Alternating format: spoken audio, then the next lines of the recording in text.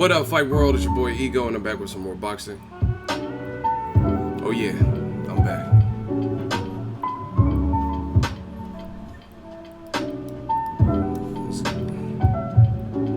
Oh yeah, we out here.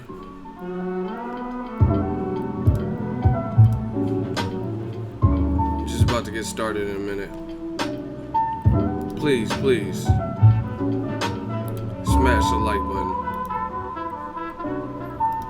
We're gonna talk about some good old-fashioned boxing.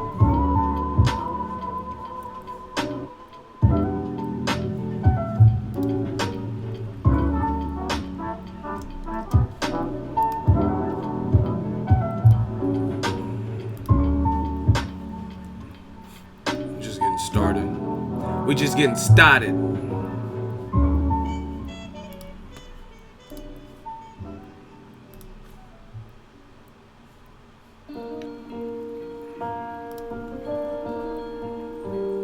Hey.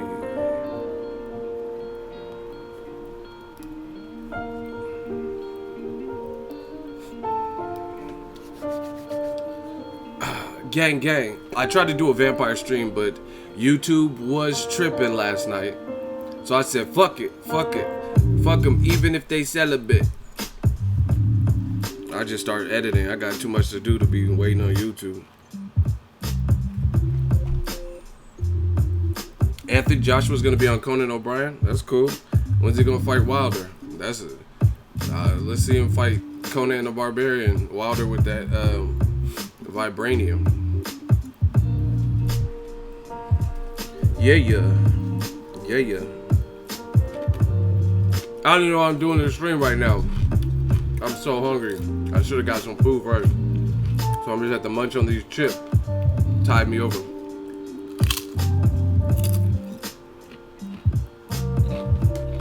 Shout out to Texas. Fuck them, even if they celibate. Young moolah, babe. We got a lot to talk about. I knew it was YouTube tripping because now we're not having no issue. No issue, absolutely. Knock on wood. ATL in the building. Shout out to the A. Shout out to the A, man. We out here getting it. Celebrating boxing. That good boxing talk.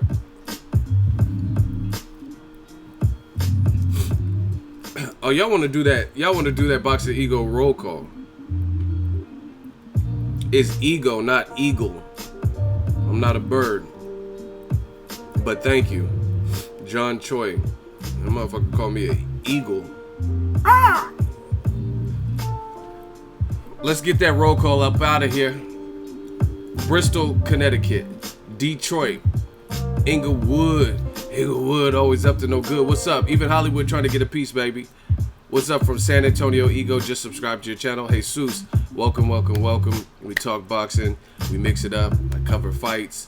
I do some different things. I'm feeling good. The only thing, my allergies are killing me. Northern California Bay Area, the worst place if you have allergies. Like, my shit is just dripping. Shout out to the Bronx, BX, Springfield, Mass, New Orleans. Shout out to them 504 boys, East Oakland, California, up in the Bay Area, up at Yay area. Shout out to Brooklyn. Brooklyn always chill. Always show me love when I go out there to the Barclays. El Paso, Texas. Texas. Hey, Texas is real. I gotta go there. That might be my next stop. When Arrow fighting, June 15th, huh? BK, stand up. What up, though?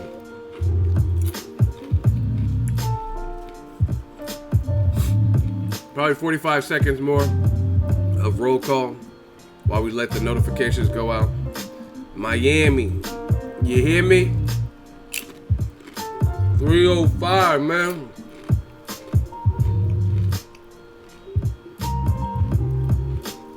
What's up with everybody?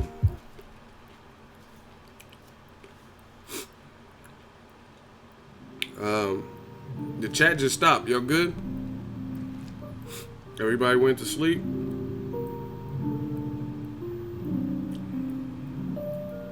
Man, YouTube been tripping. St. Petersburg, Florida, Miami. Where Keith Thurman from? St. Petersburg?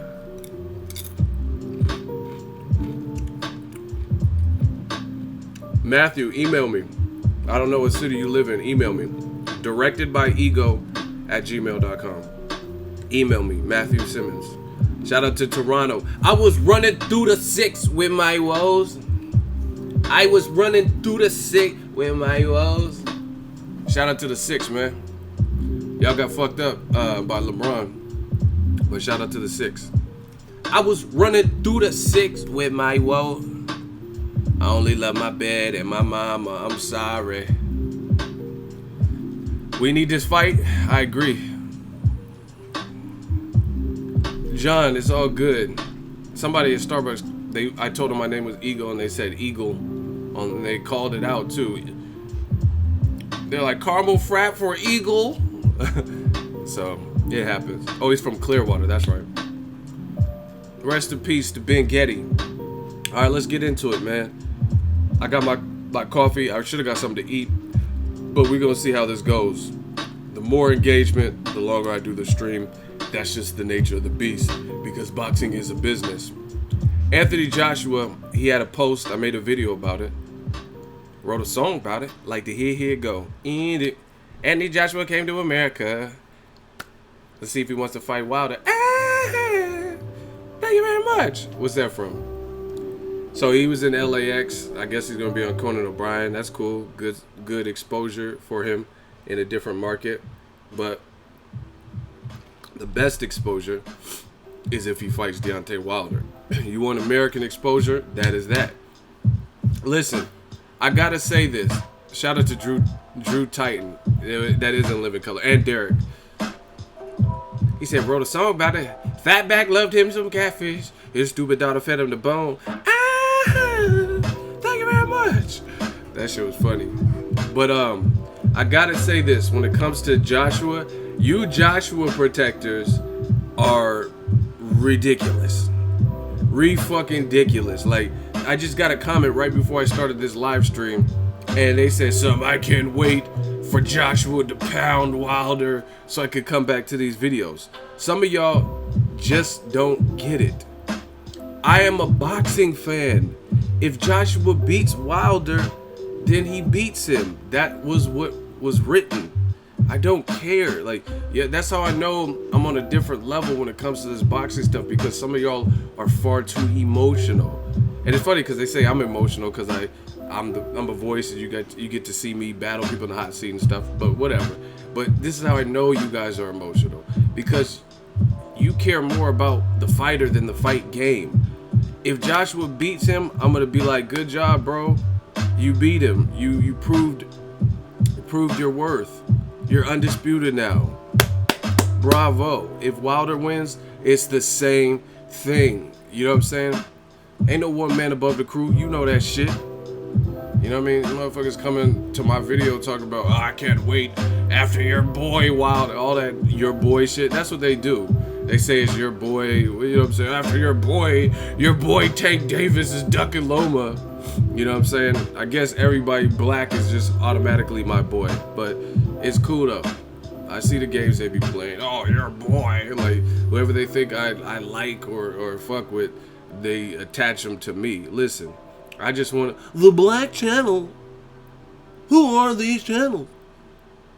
They stink. The black channel. Y'all some clowns, man. It's not that serious. Trust me, it's not. I just want to see the fight. You motherfuckers talking about, I'm going to come back and you're going to have to close your channel. I'm not. Why the fuck would I? This is my full-time job. I don't work a 9 to 5. I don't have a manager. I get to sleep in till what I want. I get to travel. I get to meet beautiful ladies. I get to meet beautiful people and boxing fans and take pictures with kids and cover fights and go to them for free. Why the fuck would I close my channel based on the outcome of any fight? But this is how you know it's a big fight, because you get all that bullshit, that radical shit, like Mayweather Pacquiao. When Mayweather was about to fight Pacquiao, after Pacquiao destroys your boy, they say you're gonna have to close your channel. And look, I'm still here. I'm still here.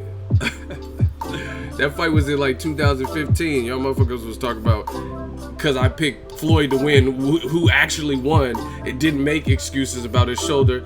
My shoulder was not cooperating, and I could not enough border pipe. You know what I'm saying?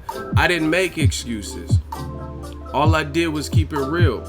You know what I mean? Y'all crazy motherfuckers was talking about you're gonna close your channel after Pacquiao knocks your boy out and all this extra shit. And then what happened? He didn't knock him out. He didn't look good, and he lost the fight. And my channel is still here. And actually, after the Mayweather-Pacquiao fight, that's when my channel took off. So all that bullshit y'all was saying in the comment section, it was actually the opposite. You actually like jinx yourself. Mayweather cursed yourself. Because that's when my channel really started growing. You know what I mean? There was me and a couple other channels. We were all about the same, in the same echelon, give or take a couple thousand, 5,000 subs or whatnot. And then my channel shot up after the Mayweather-Pacquiao fight. Because y'all know what it is. Shout out to D, what's good? I'm just schooling these young boys. These young boys can't beat me. Shit, you kill me with that Pacquiao voice. That's how he be sounding. I only landed 71 punches versus Floyd in the fight, but versus Lucas Matisse, I will fight him and he will throw more punches and So same thing with this Joshua Wilder. I don't give a fuck what y'all talking about. If Joshua wins, he wins. If Wilder wins, he wins. But guess what? I'm still pushing for the fight and y'all can't do nothing about it. I'm gonna keep making videos. I'm gonna keep talking about this real shit on this side, the west side, the best side. You know what I mean? Shout out to everybody though. So I'm really not worried about it. I respect this game. And no, it's boxing. Like, I really respect boxing. Some of y'all don't respect boxing. You just want to be in love with certain fighters. Like, no matter what they do. Anthony Joshua could, to the radical fan, I'm not talking about, see, and this is, I'm not bashing regular Joshua fans. Because I'm a fan of Joshua, believe it or not. I don't give a fuck if you don't believe me. But when it comes to Joshua, I'm talking about the radical fan. Not just, oh, I like him, I like his combination punches, he's good for the sport, he's a good person. I'm talking about these radical, these AJ protectors that are like zombies. It's like crazy. They don't care what contradiction comes out, they'll still ride with it. You know what I'm saying? No matter what. AJ could be like, oh, I'll box Wilder for a pack of Skittles. A pack of Skittles, man. And then Wilder will hand him a pack of Wildberry Skittles, talking about taste the rainbow. And then he'll be like, oh, I'm not fighting you for them Skittles. Oh, I gotta fight you in Great Britain. You know what I mean? And then he'll be like, hey, you said you were gonna fight for a pack of Skittles. You got the Skittles, like, what's good? And they'll, oh, he didn't want Wildberry Skittles. Those weren't the right fucking Skittles. He should have got original, the red pack. Like, y'all just make up shit. Nobody told him to get creative and get the purple Wildberry Skittles. It should have been the original Skittles. That's the only kind of Skittles that he wanted. Like, man, bro, shut up. Someone said he wanted tropical. That's what I'm saying. Like, you fight for some M&Ms. Oh, I want M&Ms with peanuts. It's mad. I want M&Ms with peanuts. Like, what the fuck?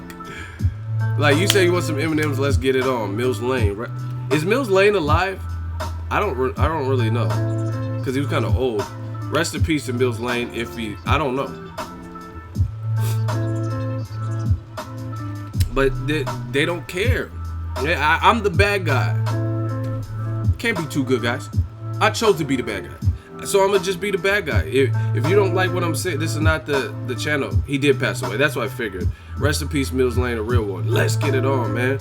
I'm on my DMX. Let's get it on. But they don't care.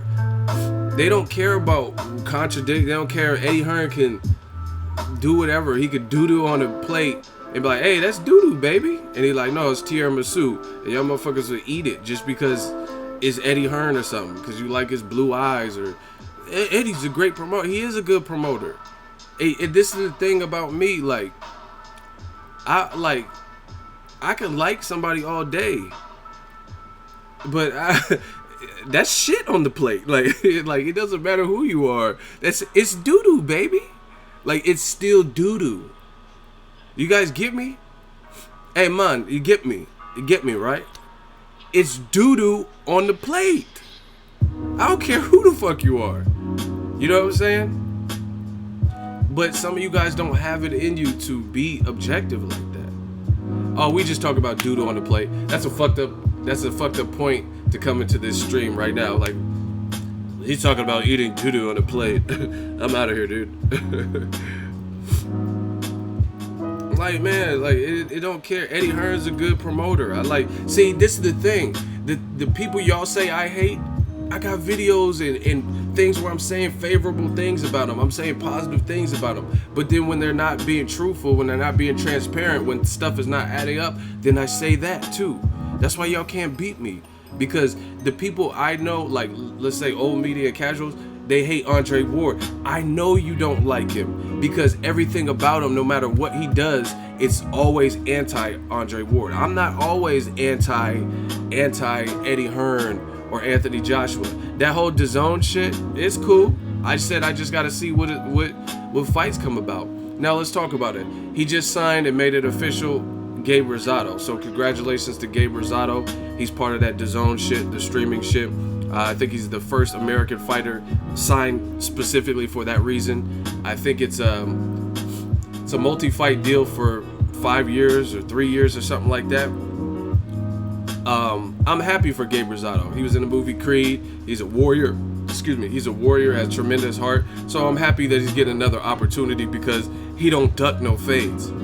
That's one thing you could say about him. He fought Glenn Tapia. He fought David Lemieux. He fought Gennady Golovkin when Golovkin was like looking super dangerous because he had knocked out Proska, you know what I mean, a bit fresher. He fought Peter Quillen. He fought Jermell Charlo. He fought J. Leon Love. He fought Alfredo Perro Angulo. His resume's stacked, bro. So I'm happy. And he was in the Creed movie. He did a good job in that.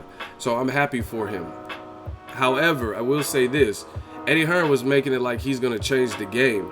You're going to have to sign more than just Gabe Rosado. And that's no shade, because I just told you, Gabe Rosado's a warrior, true warrior. But he's not, you know what I mean? I don't know how many losses. Does he have 11 losses? I don't know how many losses he has. I don't really care about losses, but I know how boxing fans are. You know what I mean? And he's coming off a good win versus Glenn Tapia. I watched that on ESPN. That was a good win for him. But he hasn't been able to get too many fights. So, you know what I mean? You have to justify that price point, $20 a month, unless otherwise noted. I haven't heard anything other than the $20 price point of the previous DAZN shit when it was just doing the football and all that in Canada. So you're gonna have to get more than just Gabe Rosado, because Gabe Rosado, albeit he's a warrior, is he the top? Is he at a top of the division? Like, you know what I mean? Daniel Jacobs is an HBO fighter with Matchroom. Who would you favor, Gabe Rosado or Danny Jacobs? You know what I mean? Billy Joe Saunders or Jacobs. They were actually supposed to fight. You know what I mean? He's not. I wouldn't say he's in a top of the division. You get what I'm saying? So you're gonna have to start fighting. You're gonna have to start hiring or whatever, like top names, top guys, top in prime to justify that price point. Can't just be like a warrior with a lot of heart, because you have to make it make sense for me to pay $20 a month. Boss Red 357, $2 super chat. Thank you. I'm mad Crawford fighting on that bullshit ESPN app. Yeah, I don't know what's good with that. I don't even have the app as of right now, so the fight we're on this weekend, I technically wouldn't be able to see it. Excuse the allergies. My allergies are fucked. Shout out to D21519. God bless you. $10 super chat. Shmoney gang. He says, showing love for Ego and Ego Army undisputed heavyweight champion is great for boxing, no matter if it's Wilder or AJ. I fully respect and agree with that compliment. I mean, not compliment, comment. It is good, and that's what I'm saying. People are talking about, I'm gonna come back to your video. You can come back to whatever you want.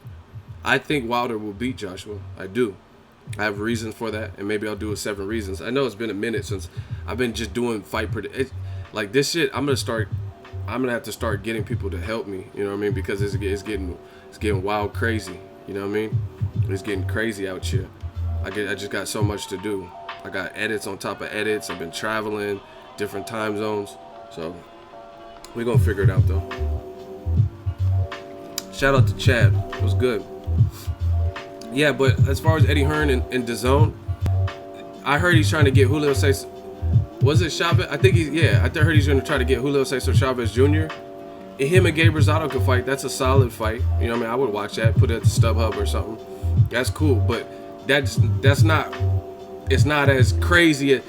We're talking about Eddie Hearn got $1 billion. He said he got $1 billion for that app, that deal, that Matchroom deal. And he was talking about he's coming to shut down shit and put these American promoters to shame. Even if you get Gabe Rosado and Chavez Jr., I don't think that's really putting anyone out of business.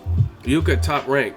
Top Rank got an ESPN deal, plus the ESPN app for certain fights. Like, I don't know if Pacquiao Matisse, if it's on ESPN or the app, but Crawford Hearn will be on the app. Amir Khan versus Phil LaGreco. And then you look at it, Top Rank, they got a lot of promising up-and-comers, like Shakur Stevenson, Mick Connellan, you know what I mean, Michaela. They got people like that. They got that, I think he's from Uzbekistan. He's the gold medalist. He was sparring with Crawford. I don't know how to pronounce his name. But they got him. But then they also got people who are on people's top 3 pound for pound list. Terrence Crawford and Lomachenko are on people's top 3 pound for pound list. And Top Rank got them. So by signing Gabe Rosado and Chavez Jr., even if you do sign them, that's not really, you get me? That's not really like putting Top Rank to shame. And I don't even want to humor y'all with Al Heyman. His stable's too deep, so that ain't doing shit to his stable by signing them. You know what I'm saying? He still got Errol Spence, Broner, Danny Garcia, Deontay Wilder. You know what I mean? And then you got kind of the under tier people, like just below the top 5 tier. You got the Dominic Brazils and, you know what I mean, just people like that. So it's a starting point, but you got to still show me something. Like, you got to start signing some big name people. You know what I mean?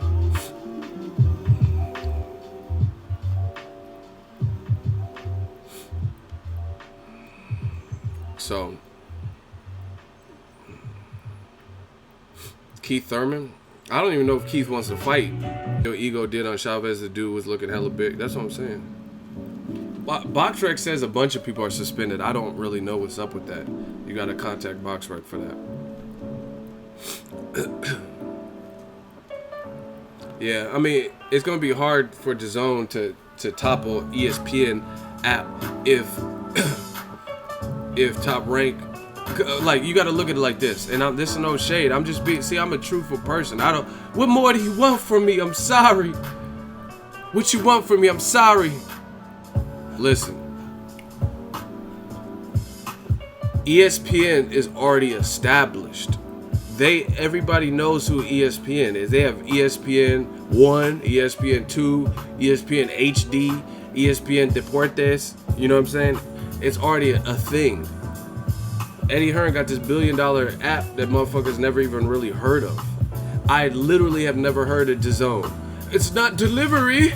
It's DAZN. I never heard of it until Hearn was linked to it. I never went there for my sports needs. Like, okay, that's a good point, or a good question. Mike Jack says, how much is the ESPN app? It's $4.99 a month. So that's the other thing.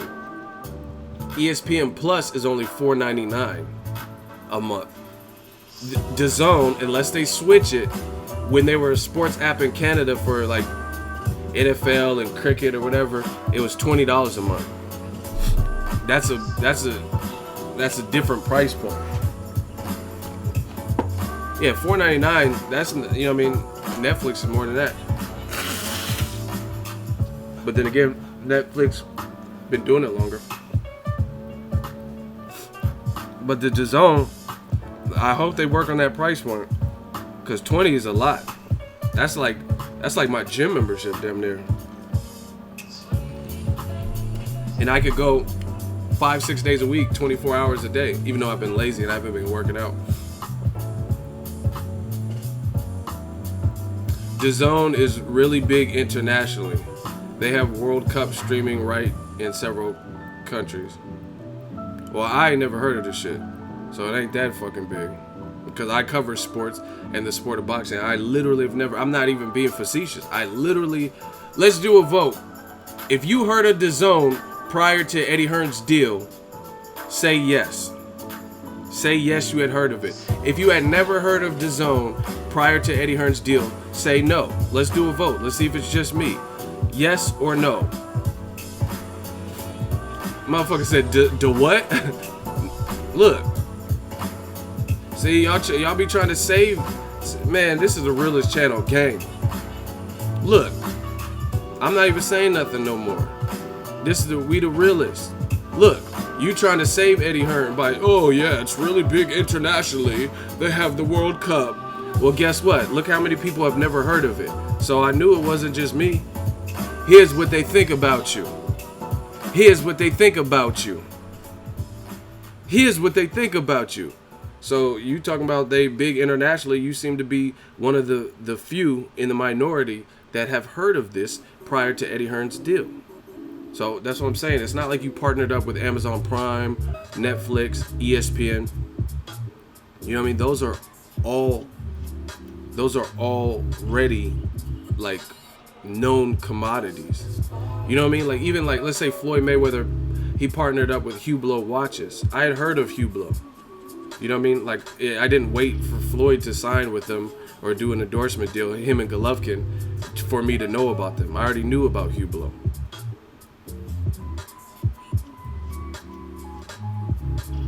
So as T. Machiavelli said, DAZN, the fuck is that? So, like I said, I'm not hating on it. Like, it's cool. If it works, it works. But all I'm saying is you got to show me something. I say I'm like the ref. It's like a ref when someone was getting touched up. You got to show me something. That's all I'm asking for the zone.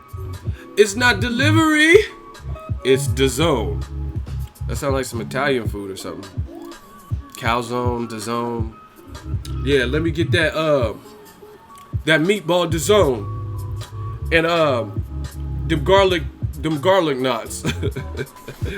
What the fuck is a DAZN? Like, never mind. I ain't never heard of this shit. So we got to see who he signs. But that's gonna be what encourages me to buy it or not buy it. Is once I know what fights are gonna be on that, because I don't watch cricket. I don't watch cricket. So it has to, like, literally, if I buy it, I'm buying it for boxing. Because I watch other sports, but the other sports I watch, I don't need DAZN for.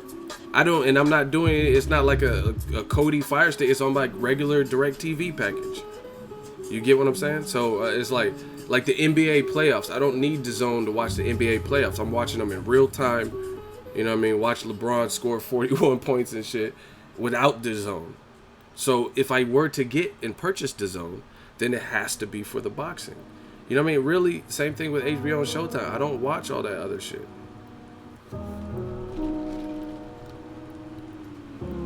I literally have HBO and Showtime, and I know it's not just me. I literally have those channels for boxing because I need to see these fights.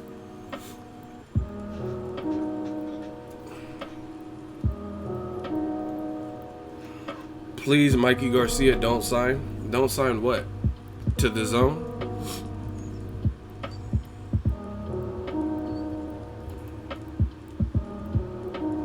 And I'm not even being funny. I don't even like the name. Like DAZN sounds really like it sounds cheap. Like it sounds like a scam to me. Like, I'm not saying it is. I'm saying personally, the name doesn't catch. Like Amazon Prime, that sounds cool, very basic. Netflix, you know what I mean? Snapchat, Instagram, you know what I mean? These all sound, but DAZN sounds like some like pyramid scam or something. Like, hey man, for $250 startup fee, I'm gonna get you in the zone. Like, what the fuck?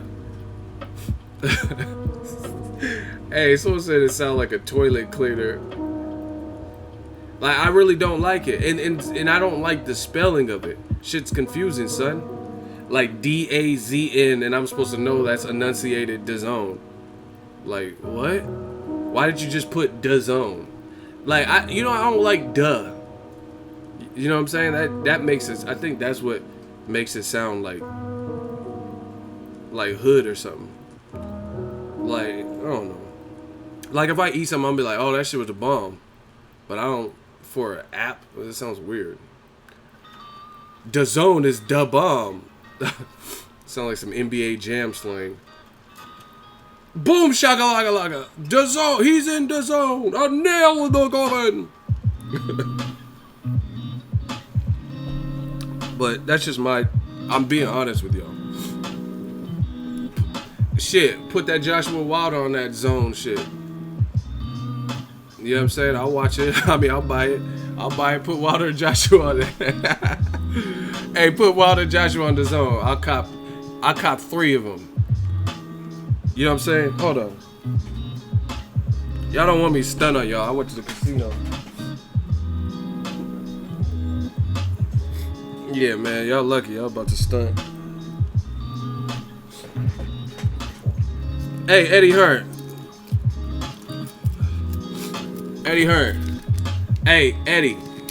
Come to Death Row. I'll buy 3 DAZNs. You put Wilder Joshua. Hey, Faith, baby. Faith is my homegirl. Hey.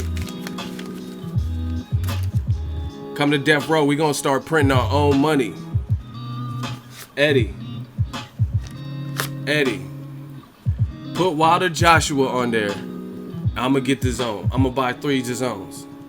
Look, what you want? 20? Huh? How many DAZNs you want, Eddie? Look, I got. Here's a month DAZN, 4 months of DAZN, another 4 months of DAZN. What we at? 8 months? Hey, Faith is my homegirl. Put Wilder Joshua on there. Come to Death Row. Death Row East, we gonna start printing our own money. And don't think shit's sweet, man. Y'all trying to run up on DAZN. Y'all get that $1.50. Hey, I'm about to put this in the bank though.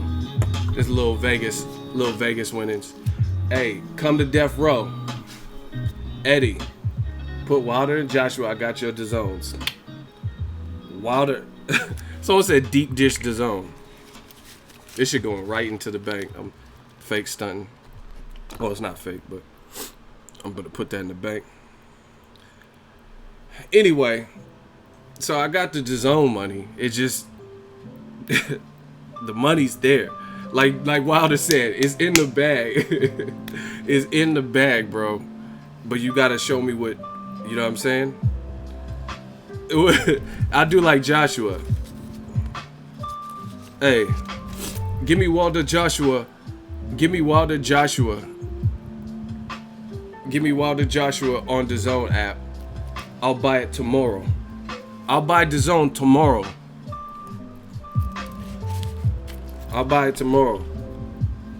Just how Joshua said, give me 50 mil and I'm gonna buy it tomorrow. He gonna fight tomorrow. Hey, that DAZN shit, man. I'll cop me a couple subscriptions to DAZN. Fuck it. Put Wilder Joshua on there. I'll get a couple. I'll give out some DAZNs for the fans. I ain't paying y'all for the year, but I'll get y'all a month. If Wilder Joshua on there, you know what I mean? I'll do a sweepstakes or some shit. Nah, Ego, you gotta go to the UK and buy it as well. Fuck it, let's go. I just gotta get my passport. So, you want me to be in DAZN, you gotta show me something. You gotta do something, babe. Everybody get DAZN, man. I help you promote DAZN. Put Wilder Joshua on there. We'll get it cracking for DAZN. See, I want boxing to do well. I don't care who it is. Like some people like, no, you Americans, you fucking Yanks are gonna be mad at Eddie Hearn. I'm not mad. More boxing for me. That's more fights for me to cover. More entertainment for me. More entertainment for the fans. Like, why would I be mad if Eddie Hearn's doing well? But see, you gotta study why I would be mad. Eddie Hearn has recently said he's thinking about Amir Khan, Kell Brook in 2019. Why? Why wait till 2019? You have Kell Brook signed to you. You have Amir Khan signed to you. Why not try to get that fight? Same thing with Joshua Wilder. So it just goes to show you. Ego, if you ever cover a fight in the UK, I'm going to see you and show you love. I support the movement. Yeah, I'll be out there. It just has to be a good fight. I'm not going for like Liam. You know what I'm saying? Liam and somebody random from Leeds or some shit. Like, it had to be a fight worth traveling.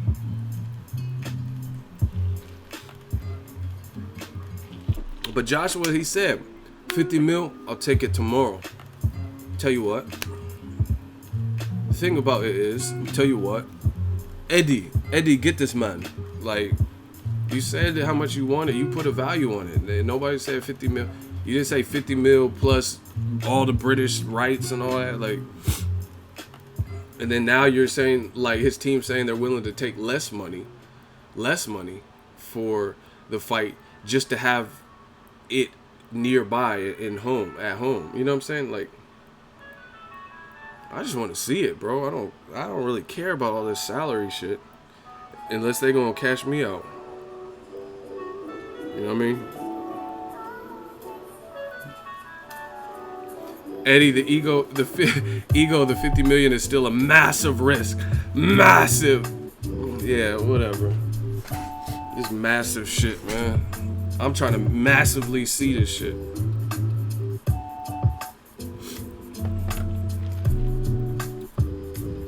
But yeah, I gotta see more from DAZN. Signing Gabe Rosado, that's cool. I'm happy for him. I've met him. He's a cool dude. He always has heart in his fights. But who are you gonna match him with? You know what I mean? Like what? Like what's the greatest match out there for Gabe Rosado?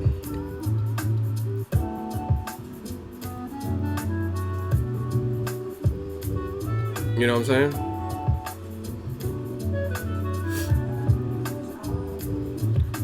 And Eddie Hearn, like, lightweight be sneak dissing Al Heyman, but you really, like, see, like, in a way, I'm not trying to sound boastful. Like Bruce Lee said.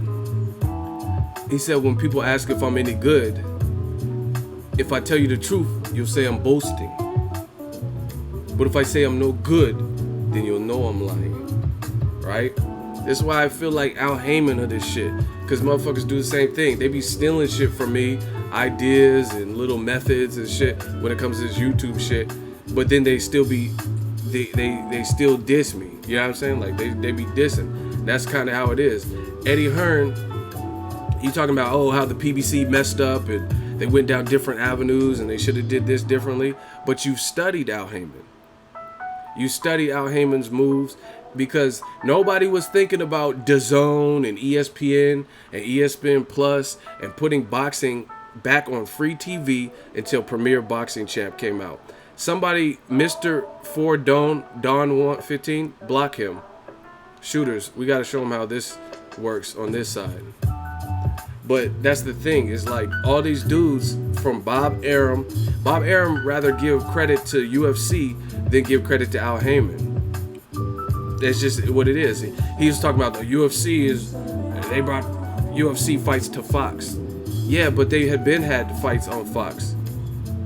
They had fights on Fox for the longest, and it wasn't until Premier Boxing Champs came out that Top Rank started putting fights on True TV and doing the ESPN deal and stuff like that. So you got to give credit where credit's due. That's the craziest thing, where people take the originator and steal things from them, yet have the nerve to diss them. It's just crazy. I remember Cassidy, he had a freestyle, I think on Smack or something, and he said, what did Cassidy say? Oh my God, I might have to play it. The block pop with the strip full. Rocks got a fist. When I start sparking, it be barking like pit bulls. Matter of fact, Rottweilers when I let them shots holler. It was that. He said, how you gonna battle me with a style that I made up? I think that's what he said. The block pop for the strip. He said the block pop so the strip full. Rocks got a fistful. When I start barking, when I start sparking, it be barking like pit bulls. Matter of fact, Rottweilers when I let them shots holler. He said, how you gonna battle me with a style that I made up? That's how I feel in the game. That's how Al Heyman should feel in the game. How you gonna battle me with a style that I made up? You know what I'm saying? I don't care what. There's people. I tell you all the time, like me and Deontay, I feel like we really changed the landscape of online boxing or on YouTube, because you get to people seeing you could do something with it, and it encouraged people to do the commentary videos and stuff. Rock's got a fit. Oh my gosh.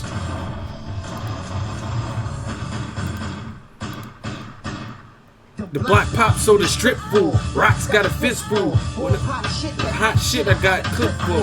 When I start sparking, it be barking like pit bulls. Matter of fact, Rottweilers when I let them shots holler. Holler. Sense, and that's why I got dollars. I'm old school like my pop father.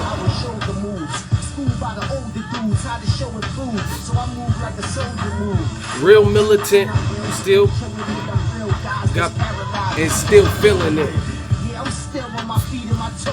Getting high than the nose, getting high than the nosebleed seats in my shows.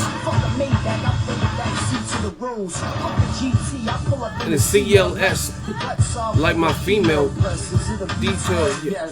I cop the incomparable. You can't stop the unstoppable. Shot through you. And I was like a pop to you niggas. I gave you a flow, adopted you niggas. I did a lot for you niggas. And this, oh my. See, this how I feel. Right here. The incomparable. You can't stop the unstoppable. And I was like a pop to you niggas. I gave you a flow, adopted you niggas. I did a lot for you niggas. And this the fucking thanks I get. You my son, you should thank my dick.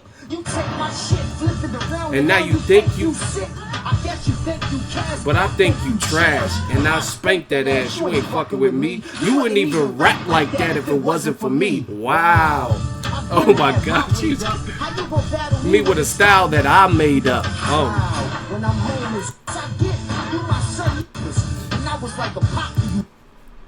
Hey, he was really murdering. He said, and I was like a pop to you niggas. I gave you a flow, adopted you niggas. I did a lot for you niggas. And this the fucking thanks I get. You my son. You should thank my. He said, you take my shit, flip it around, and now you think you sick. But I guess you think you cash. Your shit is trash. And I spanked that ass. You ain't fucking with me. You wouldn't even rap like that if it wasn't for me. Wow. Oh my gosh. Cass was killing. We got a pullback. I did a lot for you. And this the fucking thanks I get. You my son, you should thank my dick. You take my shit, flip it around, and now you think you sick. I guess you think you cash, but I think you trash. But I spanked that ass. You ain't fucking with me. You wouldn't even rap like that if it wasn't for me. Wow. How you gonna battle me with a style that I made up? Wow. That man said, how you gonna battle me with a style that I made up? Same thing with Al Heyman, man. People talking about Al Heyman and PBC, where they went wrong, and they just went and spent their money the wrong way, but everything happened after the PBC. Al Heyman did this. Now people want to put stuff on EA. It just opened the whole market. Smarten up, open the market up.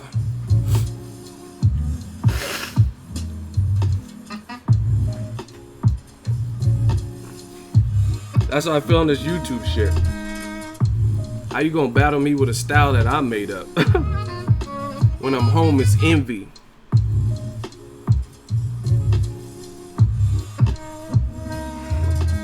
Alexander Wilson, $5 super chat. Thank you. Main events had fights on NBC before PBC debut. Listen, some people just don't get it, like Eminem said. Alexander, shout out to you for the super chat. But let me break this down for you, right? I'm gonna break it down. If y'all want me to break it down for Alexander, he's no Alexander. I'm the real conqueror.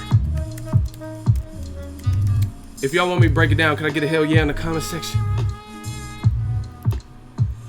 Listen. If y'all want me to break it down for Alexander, can I get a hell yeah in the comment section? Alright, let me break this down for you. Boxing was on free TV prior to Al Heyman. Yes. So you referencing main events having fights on NBC, that was cool. But they have fights like Steve Cunningham versus so-and-so. You know what I'm saying? It wasn't these big, major marquee fights. Boxing before main events and all that was on Prime TV. Like back in the day, Ali days and stuff like that. But you got to look at it. And this is a fact. There's a tap dancer, jazz dancer named Bill Bailey who came up with a move like the moonwalk, right? Google it. But everybody credits Michael Jackson for the moonwalk because his moonwalk was so smooth. He did on the Motown.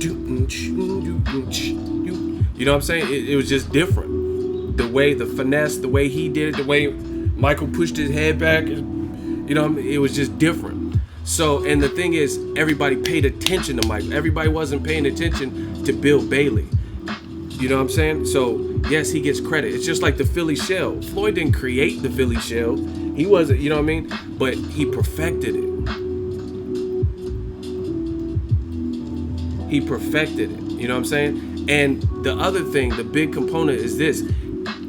Floyd, just like Al Heyman, just like Michael Jackson, they're all in the spotlight where people pay attention to what they do. You have no choice. If you're a current modern age boxing fan, you have no choice but to pay attention to Al Heyman's stable. Imagine, listen, if you didn't pay attention to Al Heyman's stable, meaning like anything involved with Al Heyman, you simply didn't watch, then you would have watched no major boxing last week. You wouldn't have watched Adonis Stevenson versus Badu Jack. You wouldn't have watched Gary Russell Jr. versus Joseph Jojo Diaz. You wouldn't watch Tank Davis Cuellar. You wouldn't watch Jamal Charlo, Broner Vargas. You wouldn't have watched none of that. Danny Garcia Quito. You wouldn't have watched none of that. So, yes, main events had fights on NBC, but nobody was really checking for it. ESPN used to have fights, but guess what? Their fights now with these top ranks and different people working with ESPN and Premier Boxing, they're better than they ever been on ESPN. ESPN used to have garbage fights, like guys who were at the end of their career or looking to resurrect their career and shit like that. So it's all about spotlight. There's nothing in this world that is probably 100% original. It's probably been done at some point in time. There's just, no matter what your ideas are, somebody has probably thought of it. But if you're in a position of power and people are checking for you and then you popularize it, then that's different. So main events, boxing on primetime TV, they had fights, you're right, but they weren't popping. They weren't like big major event. There weren't no Sean Porter versus Keith Thurman type fights with main events. You know what I mean? So Al Heyman brought it back as far as I'm concerned.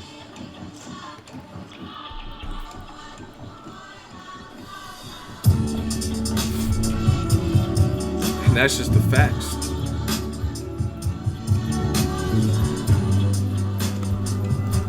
How you gonna battle me with a style that I made up? Smash the like button, we working. So yeah, I mean, it's easy to wait wait till the coast is clear and wait for someone else to break ground. You know what I mean? Like, I give credit to the people at 9/11 who were on ground zero immediately after it happened, because they didn't know if there's gonna be another attack. They didn't know how many people are dead. They didn't know if the gases and fumes would kill them. They were on ground zero. You know what I'm saying? So you got to give respect to the originator. Not saying somebody who came in behind it and worked on New York to rebuild it, they don't deserve credit. I'm not saying that. But you got to give credit to the originators, because the people who were on ground zero, they were there at a time where it was at its worst. They didn't know what was going to happen next. They didn't know there was another plane that was going to crash, if like the fumes and gases would, like I said, kill him or anything. And that's kind of what Al Heyman is. He broke ground. He was on ground zero with this shit.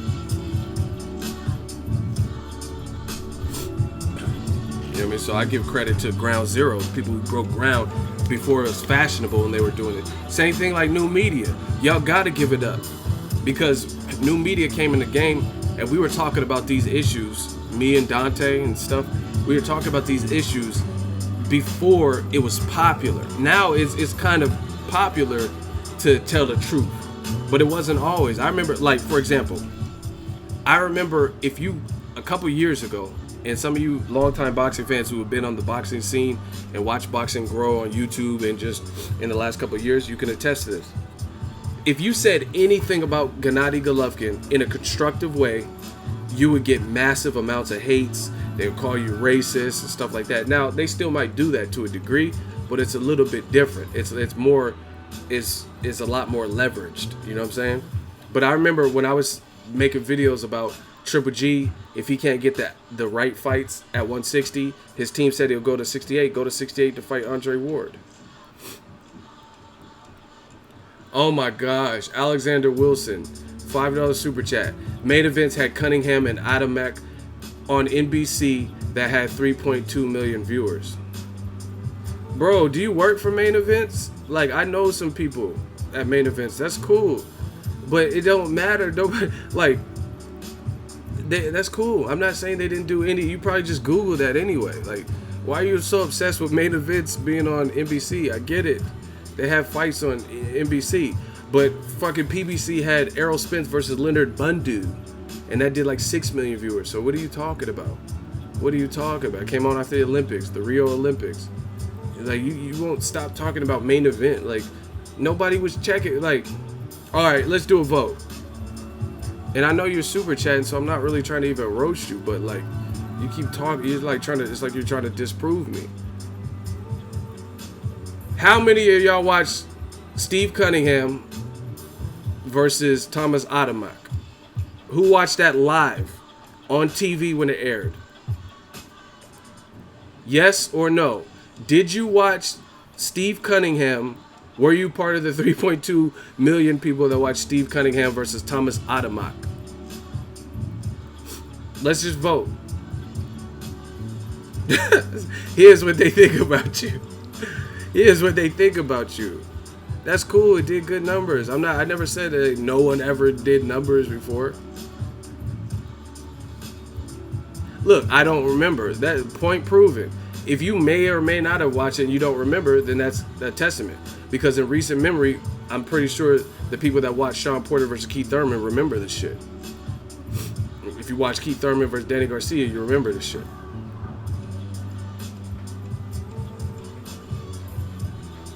So do you get the point now, Alex? It's not like Thomas Adamek versus Cunningham is this like renowned classic. Like, everyone just won't stop talking about. Someone say, who is Tom? I'm done. So yeah, anyway, again, but see, and this is just to further prove my point is this. Thomas Adamek, see, now I gotta get you. Cause it's like you're trying to disprove me. Now I'm just gonna bring up some simple facts. We're gonna get it.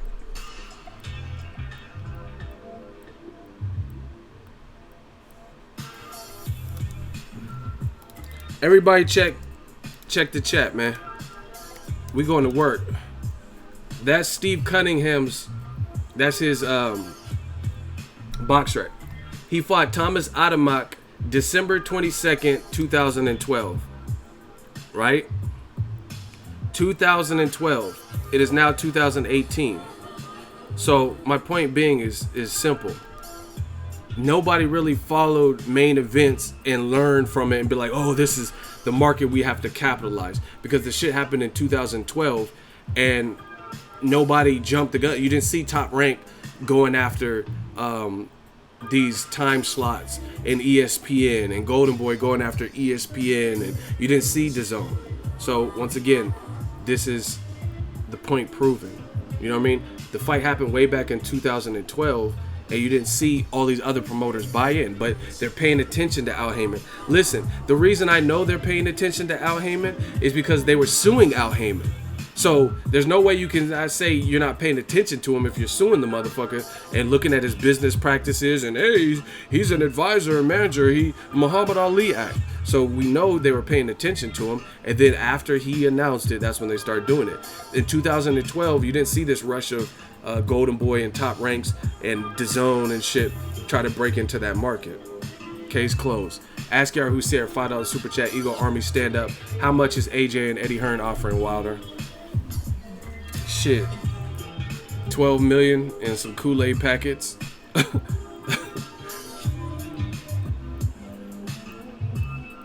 So anyway, how you gonna battle me with a style that I made up? Al Heyman started this shit. He started this shit. Like, he brought it back. He resurrected it. You know what I'm saying? Because he had the insight and the influence, the popularity, the stable. And people, what y'all laughing at? Oh, he getting them Kool-Aid packets off of Eddie Hearn. He gonna get a 3-month trial subscription to DAZN, some Kool-Aid packets, and some fried chicken.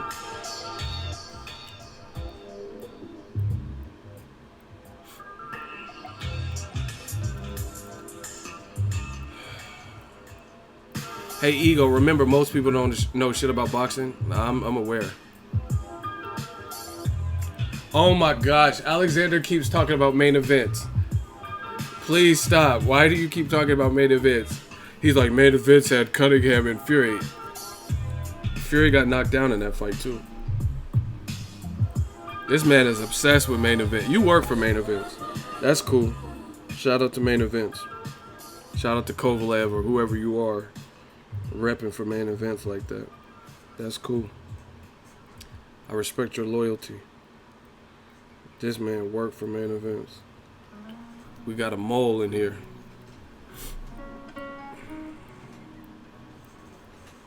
PBC changed the game. I mean, real people know what it is. I mean, you could keep crediting main events, but main events, even to this day, they don't have this. They don't have a stable like that.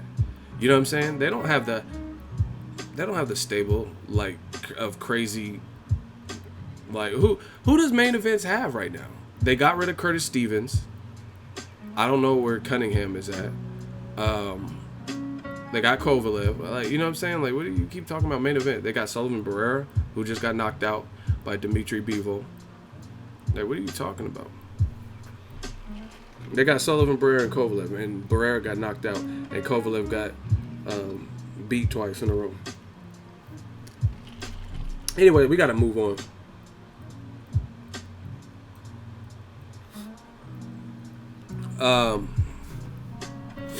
Yeah, PBC changed the game. Y'all can say whatever you want. I already know what it is. Joshua Wilder needs to happen. Let's get it. That's what I'm trying to see. It's the best heavyweight fight. And see, listen, once again, we got people who say one thing. Listen how consistent I am. I told you guys, I said, name a bigger fight, heavyweight fight right now next than Joshua Wilder. And some people had the nerve to say Tyson Fury versus AJ. Don't get it twisted. That's still a big fight. It'll do good domestically. Joshua Wilder would do good, I think, globally, because you have one fighter from the UK versus a USA fight versus two UK fighters, even though one's a gypsy and, you know what I mean, they're received however they're received over there. But you would have to be split, you know what I mean, versus like my countryman versus another country's fighter, right? Second of all, Tyson Fury's opponent was announced, and the motherfucker got the same name, Sarifi or some shit. Who is he? Who is that? Who is Serafina or whatever his name is? Who is that? Who is Tyson Fury fighting? Who is Sarifi? Somebody tell me who Tyson Fury's opponent is.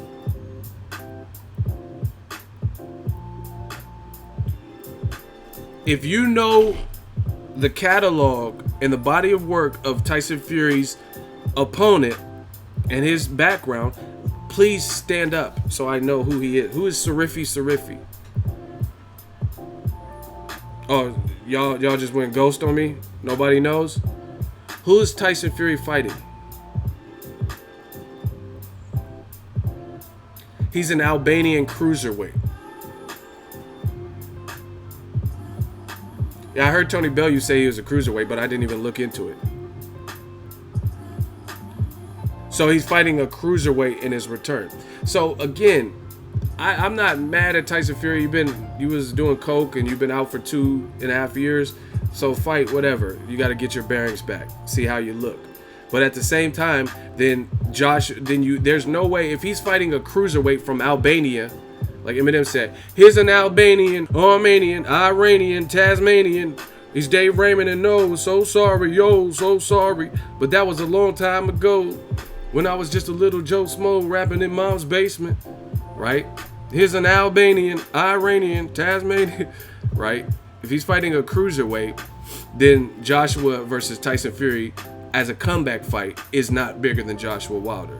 Because if that was the case, then he would be jumping in the mix to fight Tony Bellew, to fight maybe Shannon Briggs, to fight Joshua, to fight Wilder. But obviously, that's what him and his team feels is necessary. And I agree, which is once again what the fuck I told y'all motherfuckers, but some of y'all don't know shit about boxing. I told you, Tyson Fury has to come back. He needs like 2-3 tune-up fights, and then the world is his oyster. If he looks the same in those 2 or 3 fights, he maintains his shape, then he's back. He could fight for the titles he lost or relinquished. He could fight Wilder. He could fight Joshua. But y'all motherfuckers was telling me Tyson Fury versus Joshua right now is a bigger fight. And that is false. Because if it was a bigger fight, then why didn't he fight Joshua straight away, like he said, right? Because he knows he needs a tune-up, which is what I've been telling y'all. Man, I'm going to have to start not going with my gut and instinct so I could be wrong like a lot of y'all. Like, I'm just sick of being right with it when it comes to this shit. You know what I mean? I told y'all, Tyson Fury versus Joshua, that it could be built up. That could be a big fight. But not under these circumstances where he hasn't fought and he was doing coke and he gained a ballooned up in weight. Not under the circumstance. We got to make sure that Tyson Fury, which is precisely what I've said on the channel, we have to make sure it's the same Tyson Fury. So, fine, fight this Albanian cruiserweight or whoever, and then fight Shannon Briggs or somebody, and then maybe another fight, and then you fight Wilder or Joshua. You know what I mean? Why rush? It wasn't no rush the 2.5 years you were suspended. So why rush now? So once again, like I've been telling you dumb motherfuckers, Joshua Wilder is still the biggest fight. You can't no longer say David Haye versus Joshua is the biggest fight, which is another lie that they try to say. We seen David Haye just got knocked out by a cruiserweight who got knocked out by a guy who looked like a 5-round fighter over the weekend in Adonis Stevenson. So Adonis Stevenson stopped Tony. See, I know my shit, man. Let me calm down. I'm about to overload y'all with facts. This shit easy work. It can't be too good, guys. I chose to be the bad guy. I'm overloading y'all with facts. Y'all can't even comprehend this shit right now. Adonis Stevenson looked like a 5-round fighter versus Badu Jack. Adonis Stevenson at light heavyweight knocked out Tony Bellew. Tony Bellew resurrected his career, did the Creed movie, got a title at cruiserweight, moved up to heavyweight, stopped David Haye, came back and stopped him again. You know what I'm saying? So that's another fight that I said it. I said Joshua Wilder is the biggest heavyweight fight, and y'all said, oh, fucking David Haye is the bigger fight. Do y'all still believe that? Is David Haye a bigger fight now when he just got stopped by a cruiserweight? Again. Going off of that emotions, people. He didn't fight for 11 months. That's whose fault is that? His body was breaking up. I'm just going off of what y'all said. Y'all told me that I said Joshua. My statement. See, this is what I'm saying, people. I said Joshua Wilder is the biggest heavyweight fight. Then all the fans were saying, oh no, you're wrong. Tyson Fury versus Joshua, David Haye versus Joshua, those are bigger fights. But Haye, he can't get past Tony Bellew. How's he gonna get past Joshua at this point of his career? His body didn't even allow him to fight Tony Bellew in a rematch when he was supposed to. They had to postpone it another 5 months. You know what I'm saying? Like, how? This shit is too easy, man. Because y'all don't go with this. Y'all go with this. You know what I'm saying? You go with what's in your heart. So now that we got that situated, and what I've been telling you from the jump happened to be the truth, Joshua Wilder is the biggest fight in heavyweight division. Joe Joyce, Tony Yoka, Tyson Fury, Daniel Dubois, those fights could be built up, yes. They could be big fights in the future. But right now, the biggest fight in heavyweight boxing, like I've been telling y'all, is Joshua Wilder. Not David Haye, not even Tony Bellew, because even though I like Tony Bellew, he's a man's man. He's like probably one of the best fighters from Liverpool. But just because you did that to David Haye, Wilder and Joshua are different animals because they're bigger punchers. Well, I can't say big. Well, maybe Wilder's a bigger puncher for sure, but they're bigger guys. You know what I mean? David Haye was shorter than you. Tony Bellew is going to be shorter than AJ and Wilder. And he already told you he's not rumping with Wilder. He said he wrapped his arm around my whole body.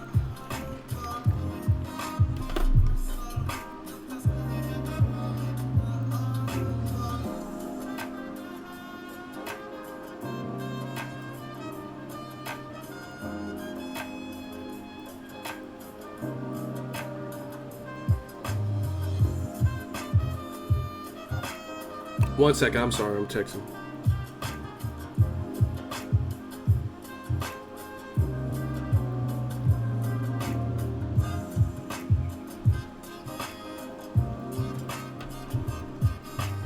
So anyway, back to what I was saying. Joshua Wilder is the biggest fight, point blank, period. And again, like I said, Tyson Fury, I have no problem with him jumping back in the mix at top level after he takes some tune-ups. And clearly, that's what his team agrees with, because all that shit Tyson Fury was saying, and like, a message to the weightlifter: I'll fight you at 25 stone, then why'd you lose weight? I'll fight you straight away, then why are you fighting Sarifi?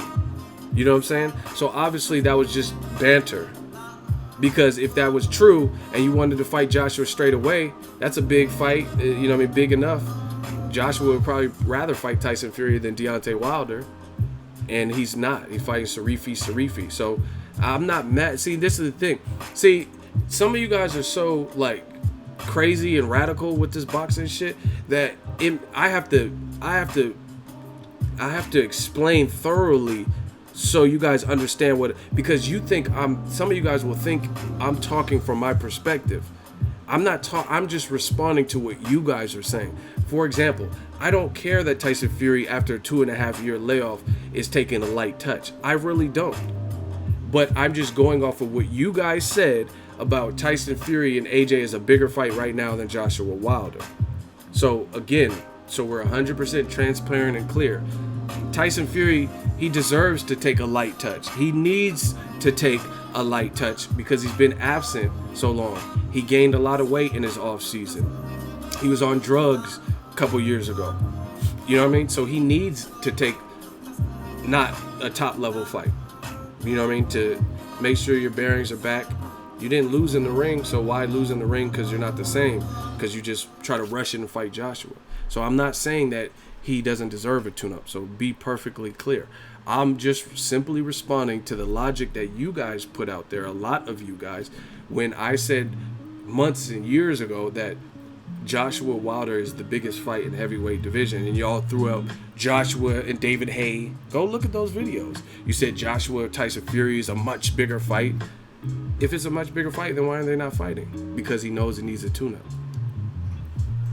Thomas Sapp, $3 super chat. Shmoney gang, thank you. Showing love is always ego. Much love to Thomas Sapp. Thank you.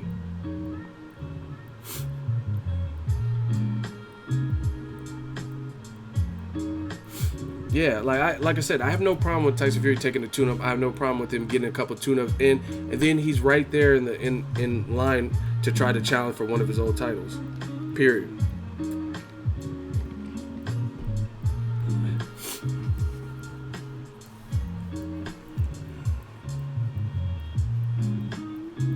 Tyson has a shot to beat Wilder. You know, I think Tyson Fury is probably, stylistically, he's probably a harder fight for Joshua and Wilder. That's what I really believe. Because he's just herky-jerky. And he's big. He's 6'9".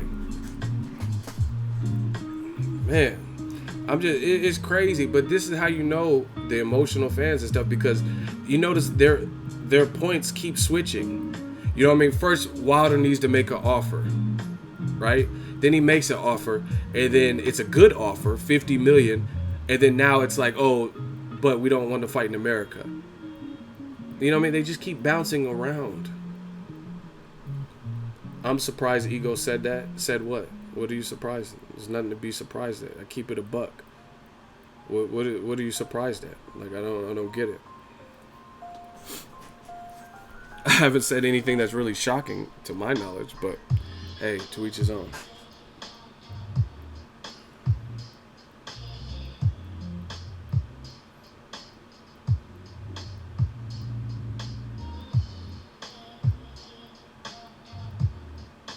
Ego, you're a genuine boxing fan. Love for the fight is evidenced by your objectivity. Thank you. And see, that's what I don't get. That's how I know it's a lot of radical fans, because I appreciate you for the comment, though, for noticing. Because the thing is, I'm not even out here saying crazy shit. Like, I'm not saying Joshua's diss and name calling and ass juice and all. I'm not doing all that extra. But I do keep it real and tell you what I think regarding negotiations, interactions, posts, and comments, and things like that. And they say I'm the most biased. How the fuck could I be the most biased? When you got other people, other channels, other writers who are basically slandering everything a person does, name call. I'm not doing that. If he gives Wilder the fight next over his mandatory like Povetkin, and he tries to unify, then I give him all the props in the world. All the props in the world.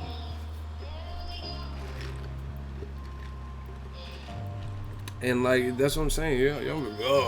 I'm gonna come back after AJ murders Wilder. I mean, you come back whenever you want. My channel will still be here. I'm not worried about it.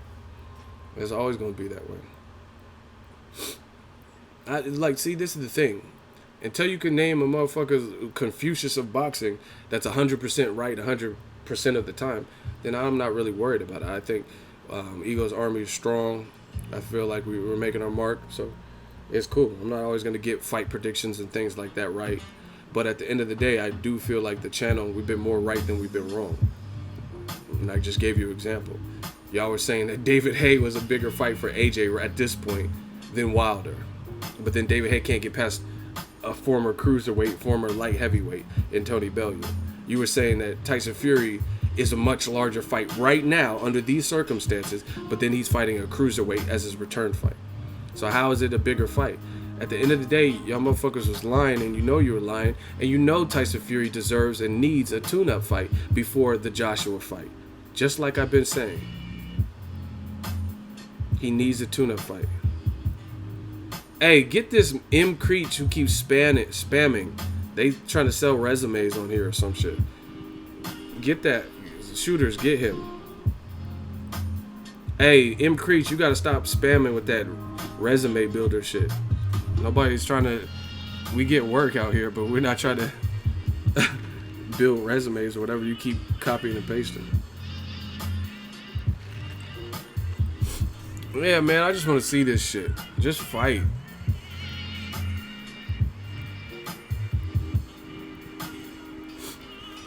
You know, it's interesting. Tony Bellew said he hits harder than Tyson Fury. Do you guys agree with that? Do you think Tony Bellew hits harder than Tyson Fury? Because I don't think Tyson Fury's a huge puncher, but he's a big guy, so I don't know. It's hard telling. Do you guys agree with that? Is Tony Bellew a bigger puncher than Tyson Fury?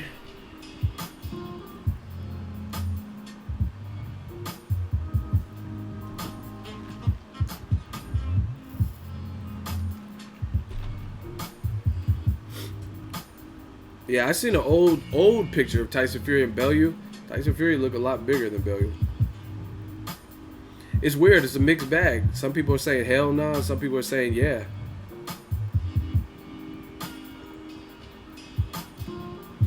I don't know. I don't know. It's hard to quantify because we've only seen Tony Bellew fight David Haye, but he knocked him out both times. So you kind of have an argument there, but then you have to look at the other side and could Tony Bellew do that to other, like Luis Ortiz, you know what I mean, Gerald Miller, you know what I mean? So it's kind of tough telling because Gerald Miller, his body's not breaking down like David Hayes, and, you know what I'm saying?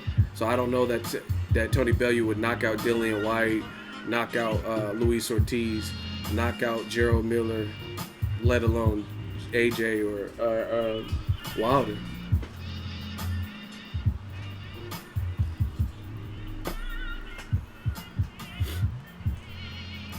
Wilder would definitely beat Tony Bellew. Tony Bellew already said he didn't want no smoke. He said he was up for it for a minute, but then he seen how big Wilder was, and he was like, nah, why give up that type of ground? And see, you got to listen to what people say. That's a testament. He says he doesn't want to fight Wilder because he's basically too big. Go read the interviews, right? And he was up for it at one point when they had that run-in for Joshua Klitschko. But he wants to fight Tyson Fury, who's actually outweighs. If you look at Tyson Fury's last 5 weigh-ins, you look at Wilder's last 5 weigh-ins, Wilder comes in lighter. Wilder was weighing like 219, 215, and shit like that. And Tyson Fury is taller. He's 6'9" to Wilder's 6'7". So that goes to show you something. He must respect that Wilder power. See, people always say this windmill Wilder shit, but they respect the man. They respect the man. Because if you didn't respect him, why would you be willing to fight a bigger guy who could box like Tyson Fury, but you already said publicly you don't want no smoke with Wilder?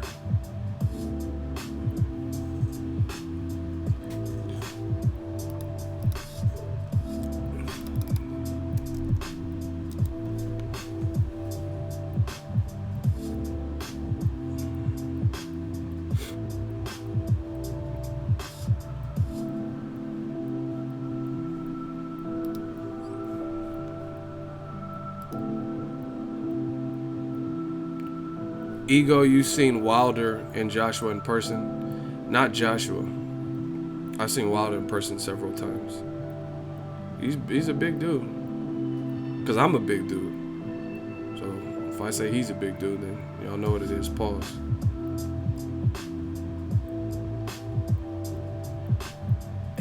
AJ is a boxer puncher. Wilder's more dangerous because you can't train for his style. Very fair assessment. And Klitschko said it. See, this is what I'm saying. Like, y'all all be, like, some of y'all say this radical shit, but then you have people in the industry and trainers and fighters who are saying the same shit that I'm saying, that Ego's Army is saying. Klitschko said the same thing you just said, my man. He said the same thing. He said Wilder is, like, unpredictable. And I talked to Andre Ward. See, like, I have an advantage because I go to gyms and talk and interview fighters. And like, it's not just what you see on tape, because I have conversations with fighters that don't make it to tapes. And Andre Ward told me this specifically. He said when a guy's awkward and wild, that's the most dangerous because you can't plan for it. It's unorthodox, it's wild, shots coming, so you don't want to get hit with none of that silly shit. And like, if somebody's like, you know what I mean, right here with it, that's usually easier because you can predict what's coming after the jab. You could predict what's coming at. But like when Floyd fought Emmanuel Burton, perfect example. That fight was much more difficult because he was like just weird. He's real loose and awkward. You know what I mean? And you have to. It takes a second to get that rhythm down. Just like speed could be awkward. If they mix up their speed, you don't know what's coming fast. That's what gives guys problem. If you throw everything one speed, you can get time. That's why Pacquiao is so good. Because he does stuff they wouldn't teach you to do. Same thing with Roy Jones. Sergio Martinez. They're not going to, like, I literally watched a Roy Jones fight.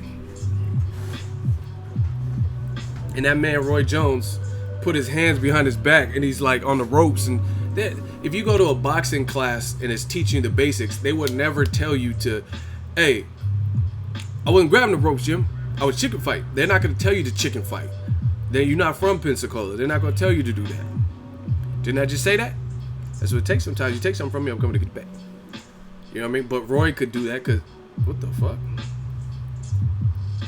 Roy was Roy. You know what I mean? But they're not going to tell you to put your head behind your back and like dodge shots and then leap out with a hook.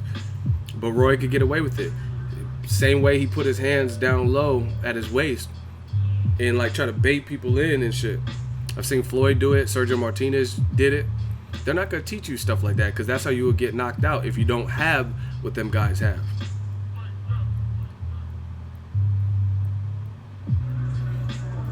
You have to rush a 6'7" dude or hit him to the body. And I told you guys, one of the real reasons I picked, I told you before, I feel so glad, man. I feel glad for the YouTube platform that just enables me to speak freely on this boxing shit. I told you before the fight, if Wilder gets past Luis Ortiz, then I see him beating Joshua because I see Luis Ortiz being a tougher fight. Because let's just vote before I go on. Who is more technical, Luis Ortiz or Anthony Joshua? If you had, based on technique, throwing punches the right way, who is more technical to you guys? Who has more technique? Not just punches, but foot movement, reflexes, you know what I mean? Lateral movement and shit like that, head movement. Who has more technique totally? Luis Ortiz or AJ?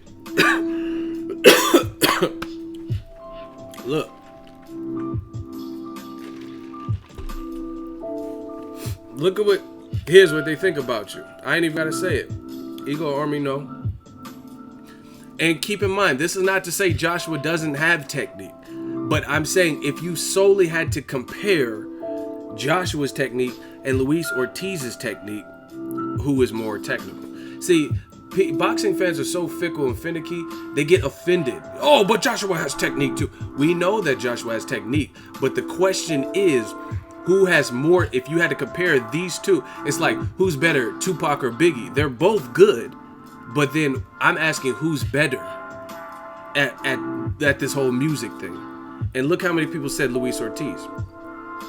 And Wilder got past him. Whether you liked it, whether you thought it was sloppy, he got past him. You get what I'm saying?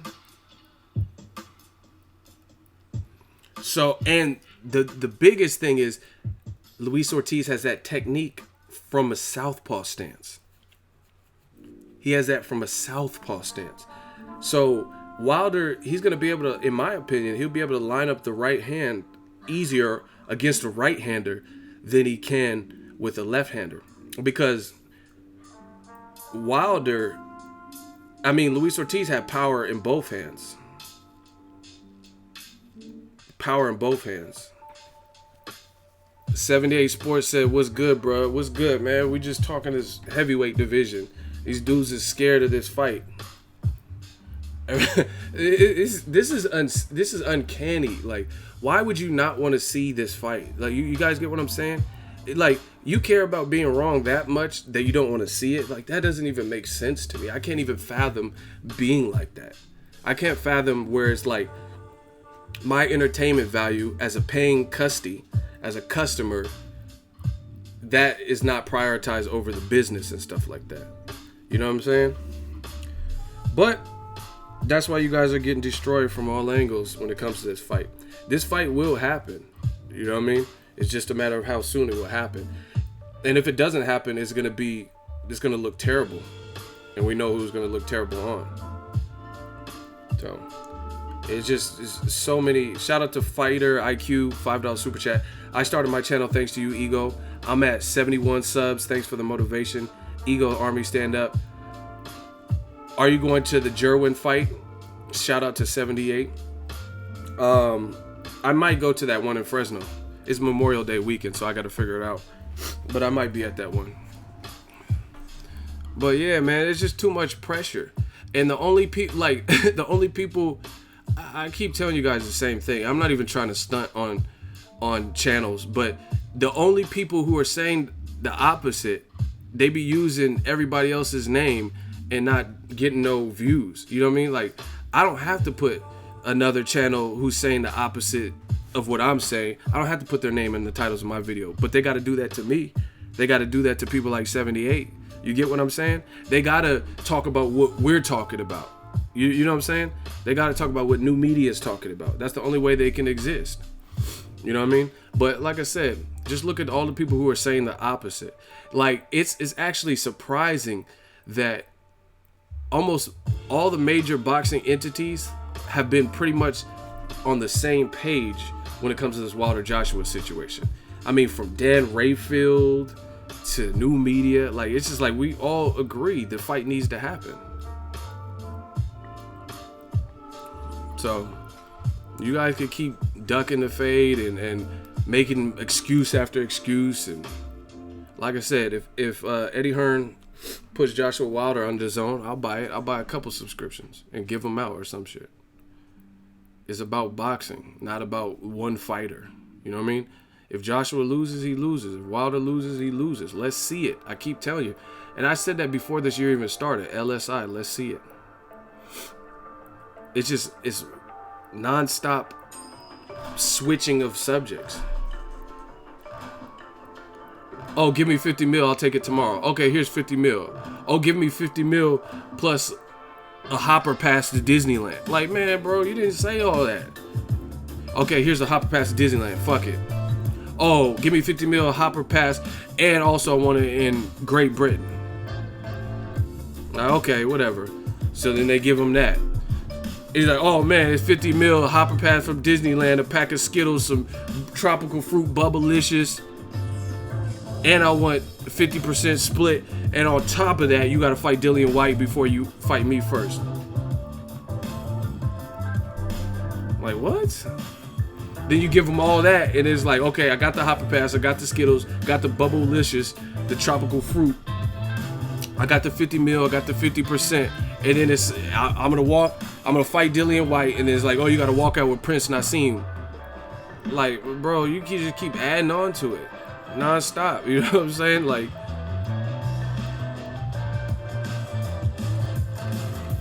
now you gotta walk out with Prince Nassim. Because I got to give back to the UK people. So you got to do a Prince Nassim ring walk and have him on a flying carpet. Like, yeah, bro, nobody's doing all this. Just fight. It's not that serious. The fuck? So it's like, and a Bentley. And you got to win at Plinko on The Price is Right. Like, just keep adding to it. Like, imagine if, listen, y'all know I'm the king of analogies, right? If y'all want to hear this analogies, can I get a hell yeah in the comment section? I got a good analogy for you. I like it. If y'all want to hear this analogy, can I get a hell yeah in the comment section?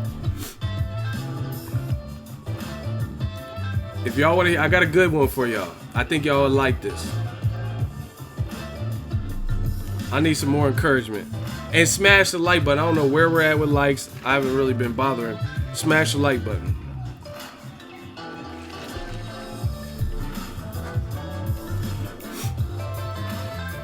Smash the like button, y'all. We just grinding.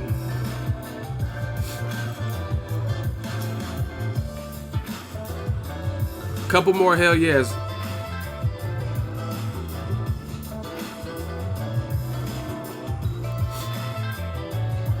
Couple more, are we on?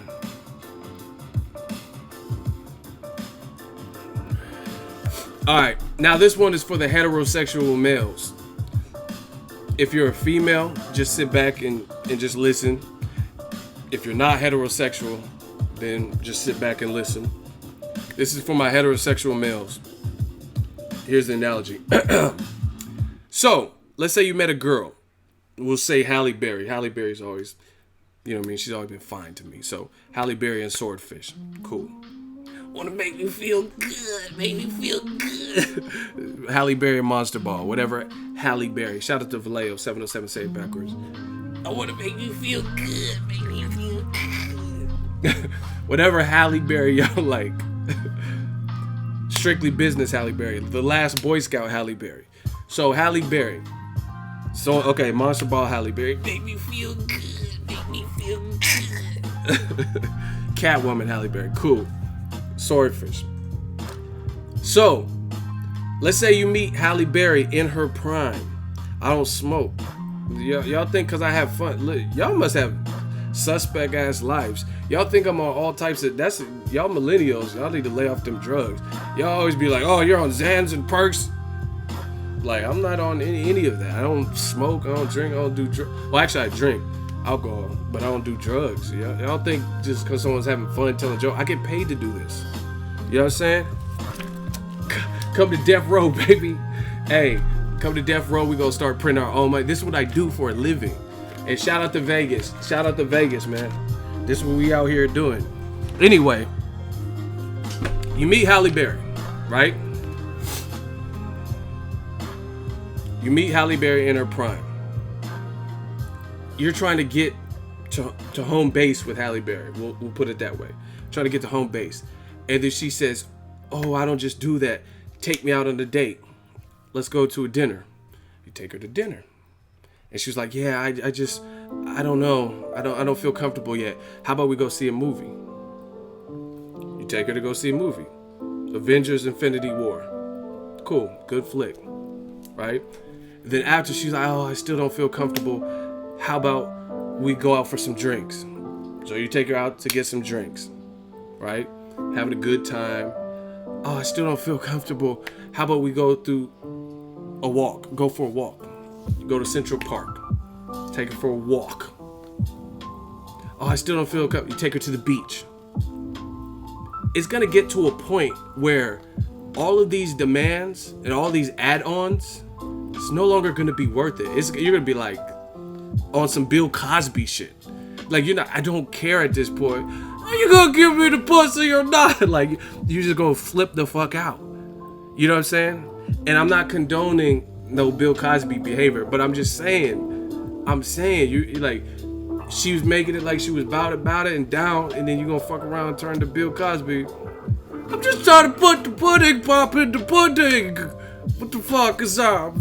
Like, you know what I'm saying? Like, come on. Like, we both want, like, you know what I'm saying? Like, you gonna be like, that's what it is with the Joshua Wilder. You can't keep doing these, like, add-ons. Like, first it was, they need to make me an offer. Then they make you an offer. Then it's 50 mil, I'll take it tomorrow. Then that's not good enough. You want 50 million plus you got to see the terms. Then they say, hey, we'll give you the terms if you just agree to the principle of the offer. And then you never do that. You know what I'm saying? And then there's some other shit. You know what I mean? Oh, I owe it to the British fans. Like, so you have to fight your whole career, every fucking fight in the UK because of British fans? Like, come on, man. And then now it's because the refs in America, out of all places, are the ones that are biased. So that Italian Mario Brothers ref for the Joseph Parker fight, he was all gravy. When every time y'all was fighting on the inside, which was the shorter man's bread and butter, Joseph Parker, and he was doing some good work, and it was getting broke up, and he didn't even speak English. He only spoke Italian. It's me, Mario.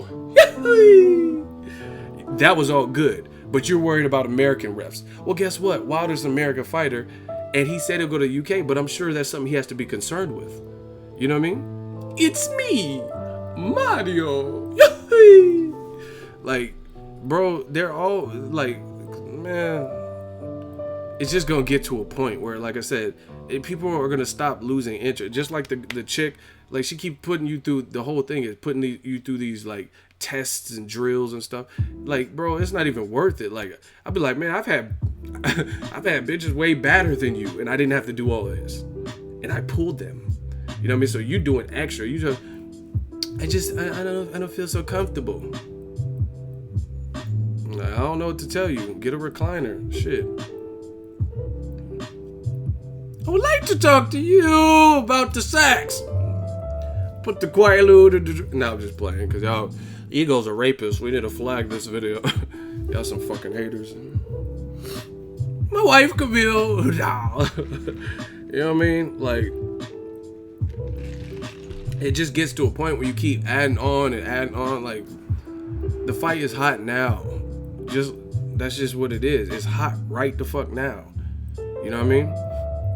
Y'all keep fucking around, one of y'all gonna lose and shit, or look suspect, and then it's gonna lose luster. Boxing is a greedy ass sport with all the politics. You know what I mean? Juan Ma Lopez and Gamboa, that could have been a classic. You know what I'm saying? We never got it. Never got it. You know what I mean? Mikey Garcia versus Gamboa could have been a classic. Never got it. You know what I'm saying? Mayweather and Pacquiao, we did get, but then people made some fucking excuses. Oh, Pacquiao was not in his prime. His shoulder was agitating him. He needed some Bengay. You Bengay, because that's how you acting right now. Worse than animals. You know what I mean? And that's the thing. Like I said, say what you mean and mean what you say. Do you notice I don't have to flip flop on my channels? Like, from what I said about Joshua Wilder day one, I'm pretty much saying the same message. I'm pretty much saying the same shit. And as more information comes out and develops, I'm still saying the same shit. But let that side, old media side, let them tell it. The ones that say Windmill Wilder and Wilder's a bitch and he's ducking the fight. They've been all over the place. You know what I mean? What's that song? Hey, pretty ladies across the world. They've been around the world. Around the world.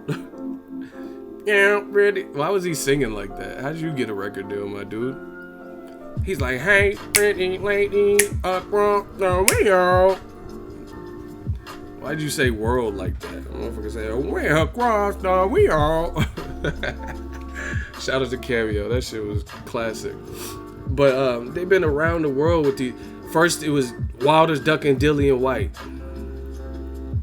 Now, no one's even talking about that Dillian White shit. And now it's like, oh, Joshua's the A-side. He deserves UK judges and to please the UK fans. You already pleased the UK fans.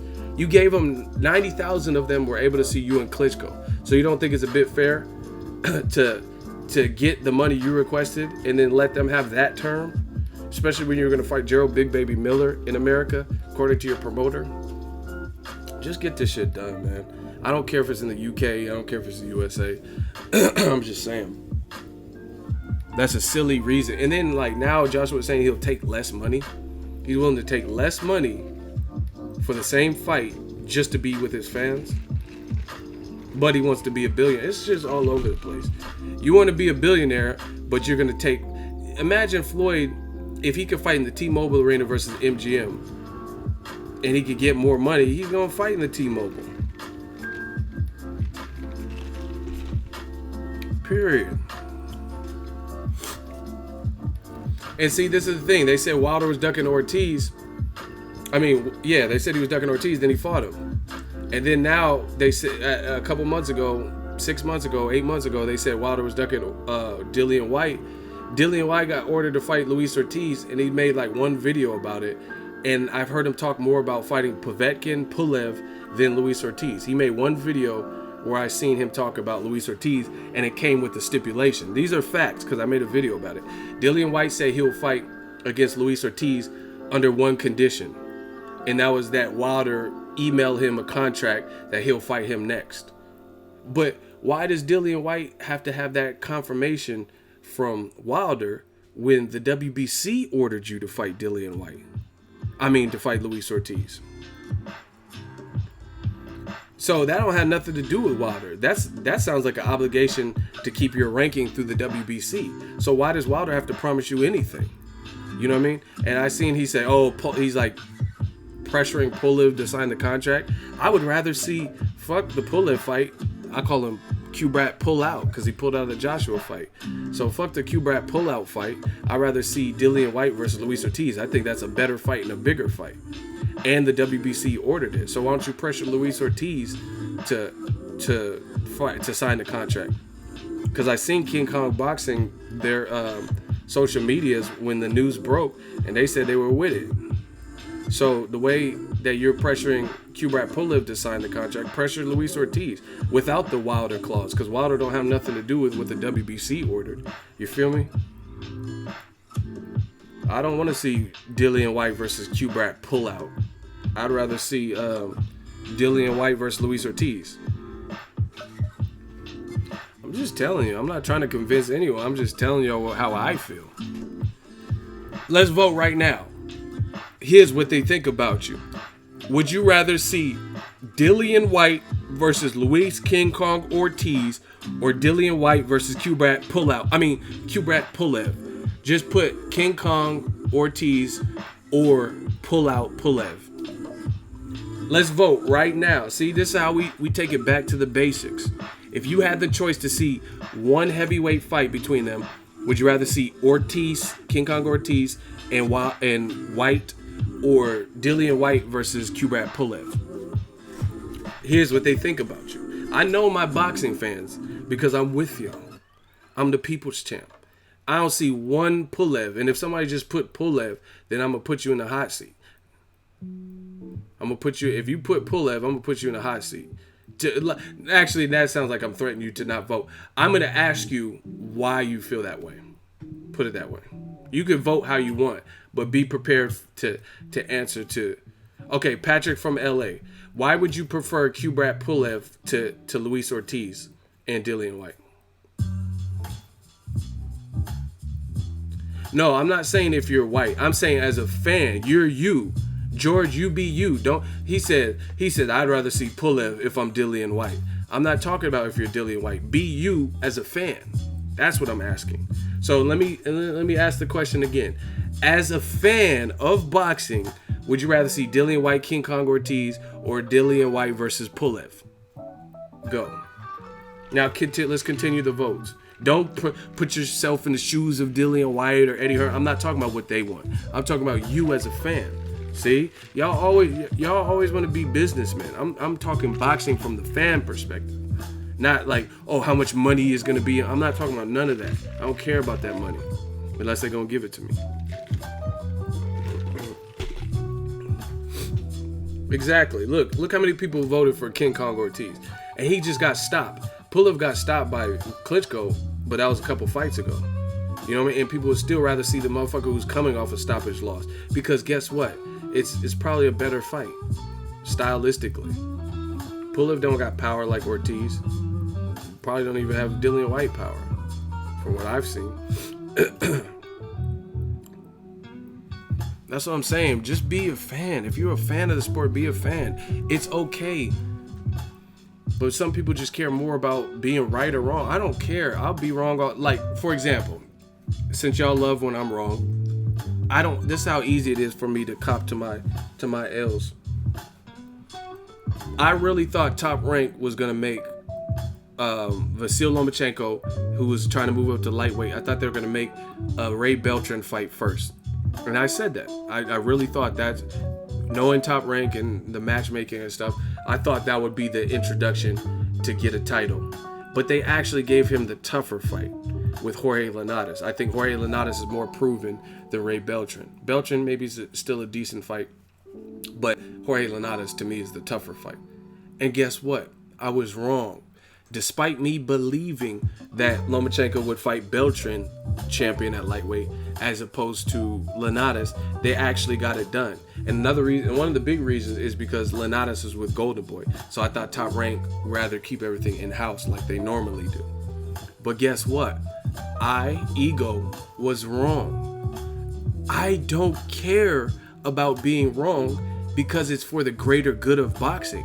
The fact that I'm wrong actually benefits boxing. The fact that I was wrong, we got a better fight, in my opinion, out of Lomachenko versus Linares. You've seen Lomachenko tested, deal with some adversity, butt on the canvas, had to get up, came back, stopped Linares. So I still win. Even though I'm wrong, I really thought they were going to push the Beltran fight for Lomachenko, his first fight. I was wrong, but even in being wrong, I'm happy. You know what I'm saying? Same thing with Rigondeaux. I thought Rigondeaux could put it together. He fought bigger guys before, but Lomachenko proved that he was special, and he beat him. I don't care that I'm wrong. I don't, like, this is y'all. This is y'all. Ego, you're going to have to close your channel. You got to close your channel right now. Lomachenko, he just made your boy stop. Rigondeaux quit. He's disappeared off social media. Close your channel. That don't hurt me. Rigondeaux lost. I still respect him. I still like Rigondeaux. You know what I mean? He lost. Moved up 2 weight classes. Took a chance. Couldn't get fights with Carl Frampton. Abner Matas knew his time was ticking. So he took a chance. The gamble didn't pay off. I don't give a shit. Because I'm happy. I'm happy that I got to see it. That's you dumb motherfuckers. Haha, close your channel. Rigondeaux, he quit. No Moschenko strikes again. Close your channel. I'm not closing shit, bro. Fuck, am I closing my channel? Look. Fuck, am I closing the channel for? Like, what are you? Fuck y'all talking about, man? Just close your channel. Ego, you lose. You lose again. Ha ha ha ha. Close your channel. I'm not closing shit. What the fuck is y'all talking about? Like, it's crazy. It's crazy that grown men are this emotional. I don't care that Rigondeaux lost. Ego, you're so biased. You're so biased. You gotta close your channel. And the same close your channel motherfuckers don't be here the 90% of the time when what I said was accurate. You know what I'm saying? When the stuff that I said plays out just like I said it was, them close your channel, they don't come here. Why don't you come here for that shit? Why don't you be like, open your channel, you were right. You don't do that. It's one-sided because y'all are emotional. You know what I'm saying? You only show up when I'm wrong. When I'm wrong, I'm wrong. Fuck it. I don't care. But when I'm wrong, y'all be the first ones here. Danny Garcia, he didn't beat Keith Thurman via decision like you said. Close your channel. Like, why I gotta close my channel? Because I got something wrong. Like, it's not even that serious, man.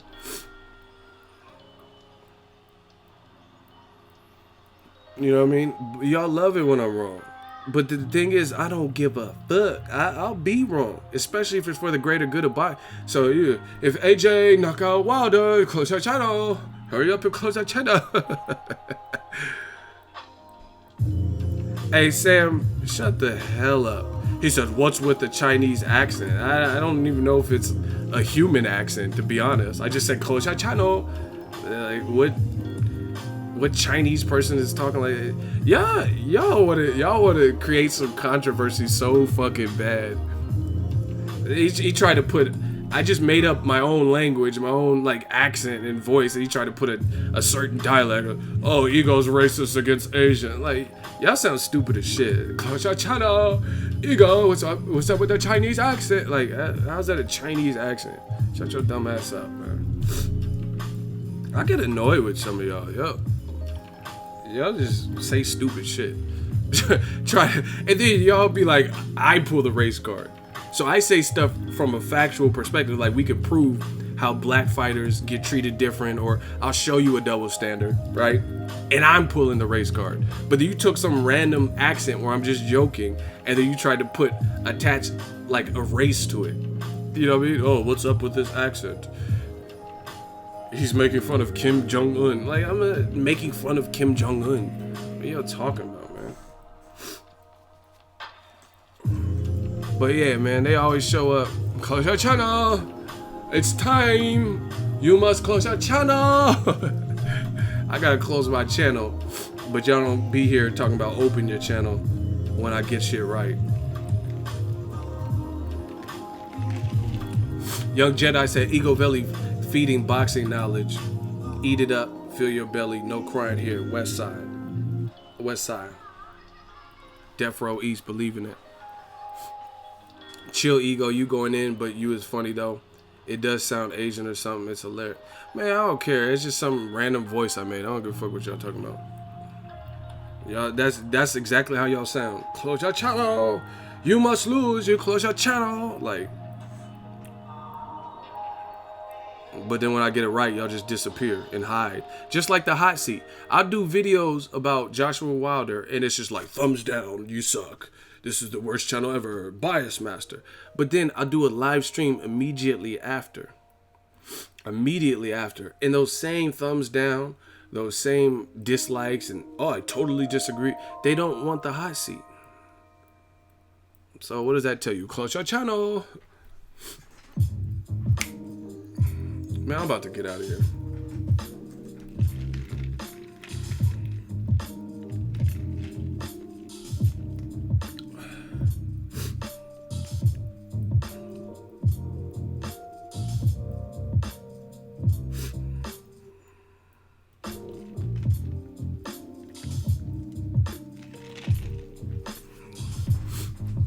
Look at George sounding stupid. No one puts trolls with no legit arguments ever get put in the hot seat. Well, you step up. What you want to argue?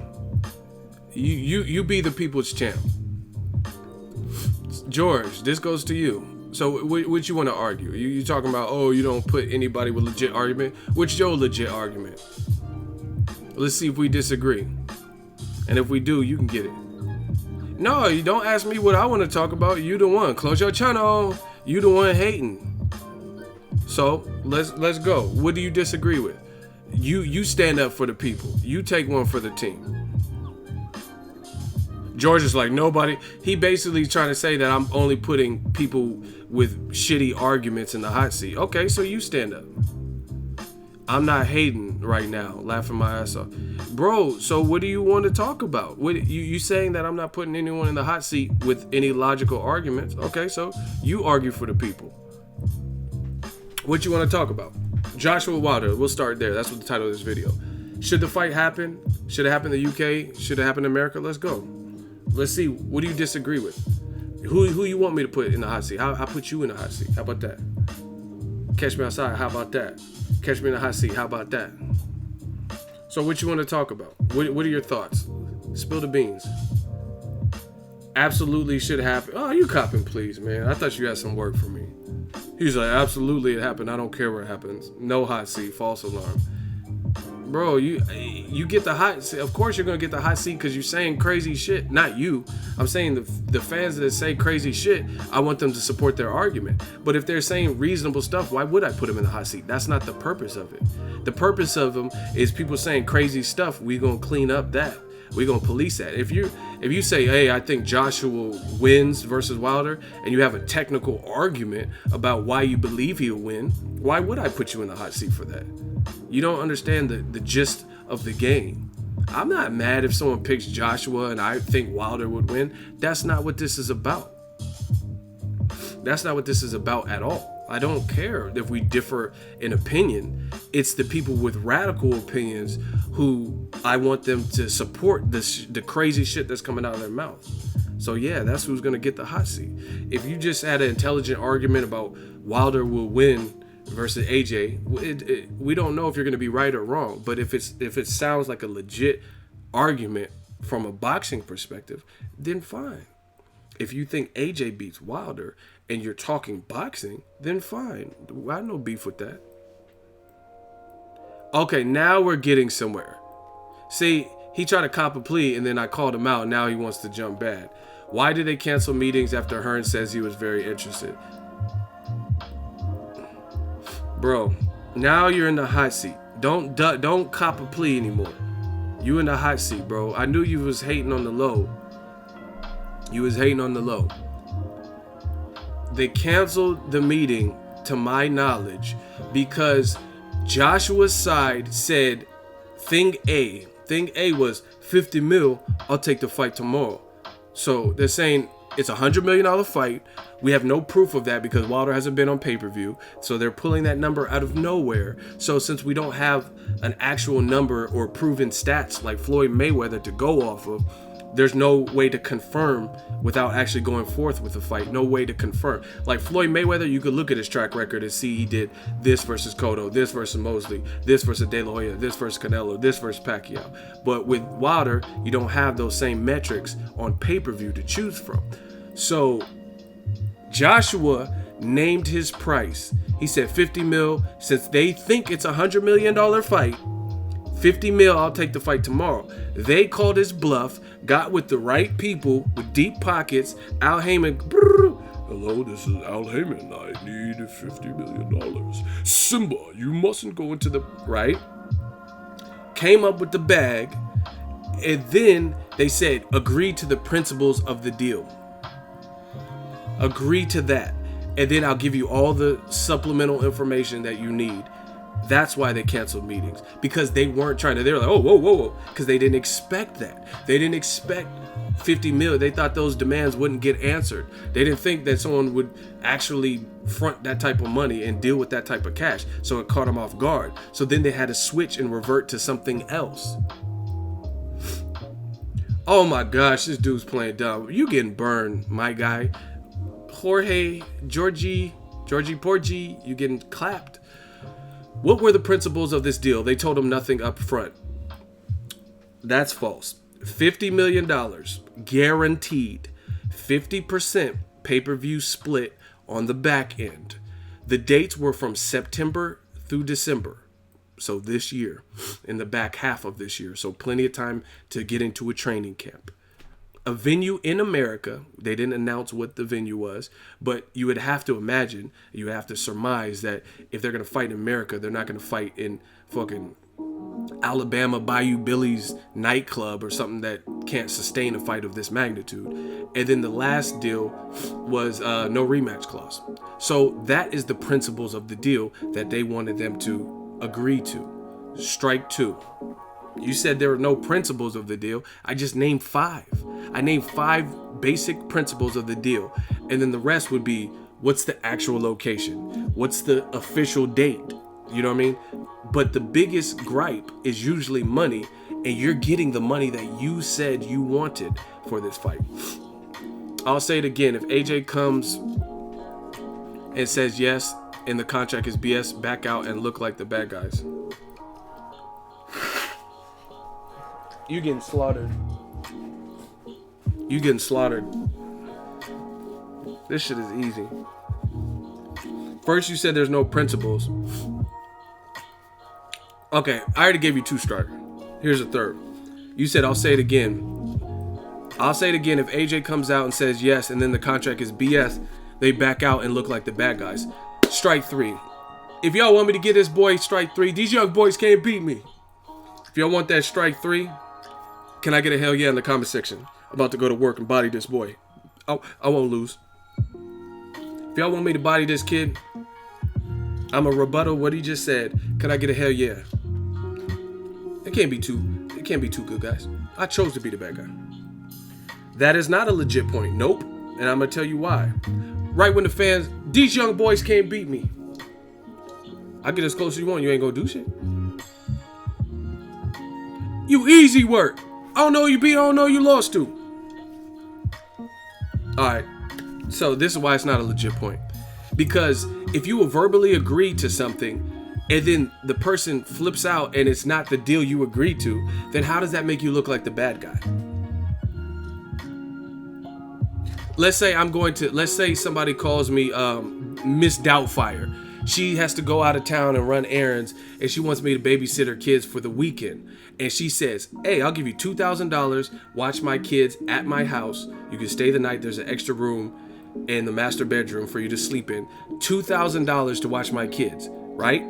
So I drive over there, and then I'm like, okay, so $2,000, you said I could stay here. And I watch your kids and feed them. And then she starts saying, oh yeah, I'm not giving you $2,000. I'll give you $250. You got to buy your own food. But she said on the phone that she'll pay for a pizza, right? You have to find somewhere to sleep on the ground because you can't sleep in the master bedroom. I'm going to lock it. So how would that make me be the bad guy if I said I would babysit under these terms and then I get there and then she's not confirming what she told me on the phone? Miss Doubtfire is switching up. You can't sleep in the master bedroom. You got to buy your own food. I'm not going to give you money for the pizza like I said. I'm not giving you $2,000. I'm instead going to give you $250, right? Then that's not what I agreed to. That doesn't make me look like a bad guy. So if Miss Doubtfire has to get another babysitter or can't go on a trip, that's that bitch's fault. Because I got to the residence really willing to babysit under those terms. So if she switches it up and like, yeah, I thought about it, I ain't paying your ass $2,000, then we have no deal. How does that make you look like a bad guy? You dudes is getting clapped, man. I knew you was hating though. Explain it. How would that make? Use my analogy with babysitting. On the phone, she says you're gonna give me $2,000 money for pizza, and I can sleep in the master bedroom. I get there, it's something totally different. I get there and it's something. Okay, listen. You getting clapped. I gotta turn this down. Hold on. You getting clapped, my guy. I'm not reading all of this stuff. You done come out publicly and say yes. Listen. That's how deals are made. Okay, how can I confirm that she has the money? I would have to do it most likely in good faith, or I would do it in good faith. If I got on the phone with Miss Doubtfire, she said babysit $2,000, money for pizza, 2 days, and then I get there and she's like, oh, I want you to babysit for a week, and I want you to do it for less money, and you got to buy your own food. You can't sleep on the master bedroom. You got to sleep in the outhouse in the shed. You know what I mean? That's not what I agreed to. That's not what I agreed to at all. You know what I mean? I agreed to 2 days, not a week. I agreed to $2,000, not $250. You said I could sleep in the master bedroom, and now you saying I got to sleep on the ground or in the outhouse. You know what I mean? That's a completely different deal. Totally different deal. So I wouldn't be wrong by not accepting the job, but I would drive to this person's house under the pretense that the deal they said was legit. I'm not going to be like, hey, PayPal me the money right now so I know it's good. Venmo me. You know what I mean? I would take their word for it. If it's, you know what I mean? Obviously someone that's done business, or, you know what I mean, somebody who's supposed to be reliable. You bringing up Floyd and Pacquiao, that's how I know you're a casual, and that's how I know you're getting clapped. What does Pacquiao and Mayweather have to do with this? You getting killed. Use my shooters, don't clap him. Like, because I know some of y'all have the itchy trigger fingers. Use my babysitting example and explain why I would take that babysitting job when on the phone, via the phone, she had a set of terms. I drive over there willing to babysit under those sets of terms, and then she switches it. Miss Doubtfire switches it. Use my example and explain how I'm the bad guy for not taking that same deal that was established on the phone. Now I can't wait to hear you. Don't tell me about Mayweather Pacquiao. Don't tell me about Chino Maidana. Don't tell me about the new Doritos Locos Taco at Taco Bell. Use my example and explain that.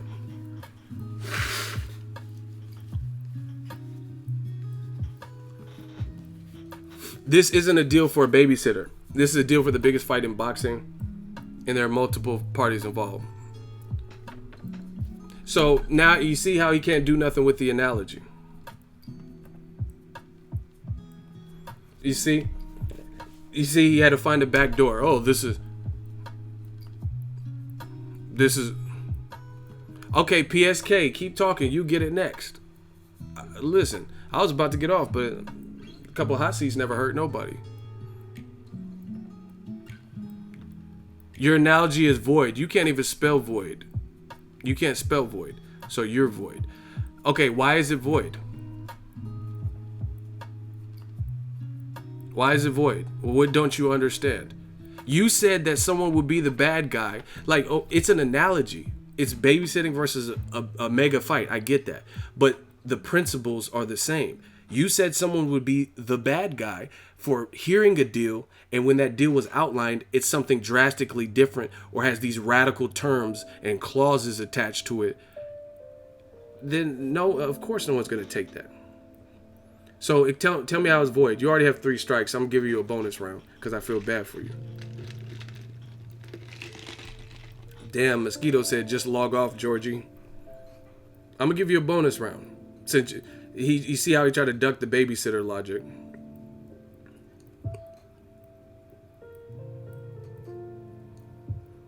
All right, the truth. You can get the hot seat next. I'm going to burn you. I already know how I can burn you.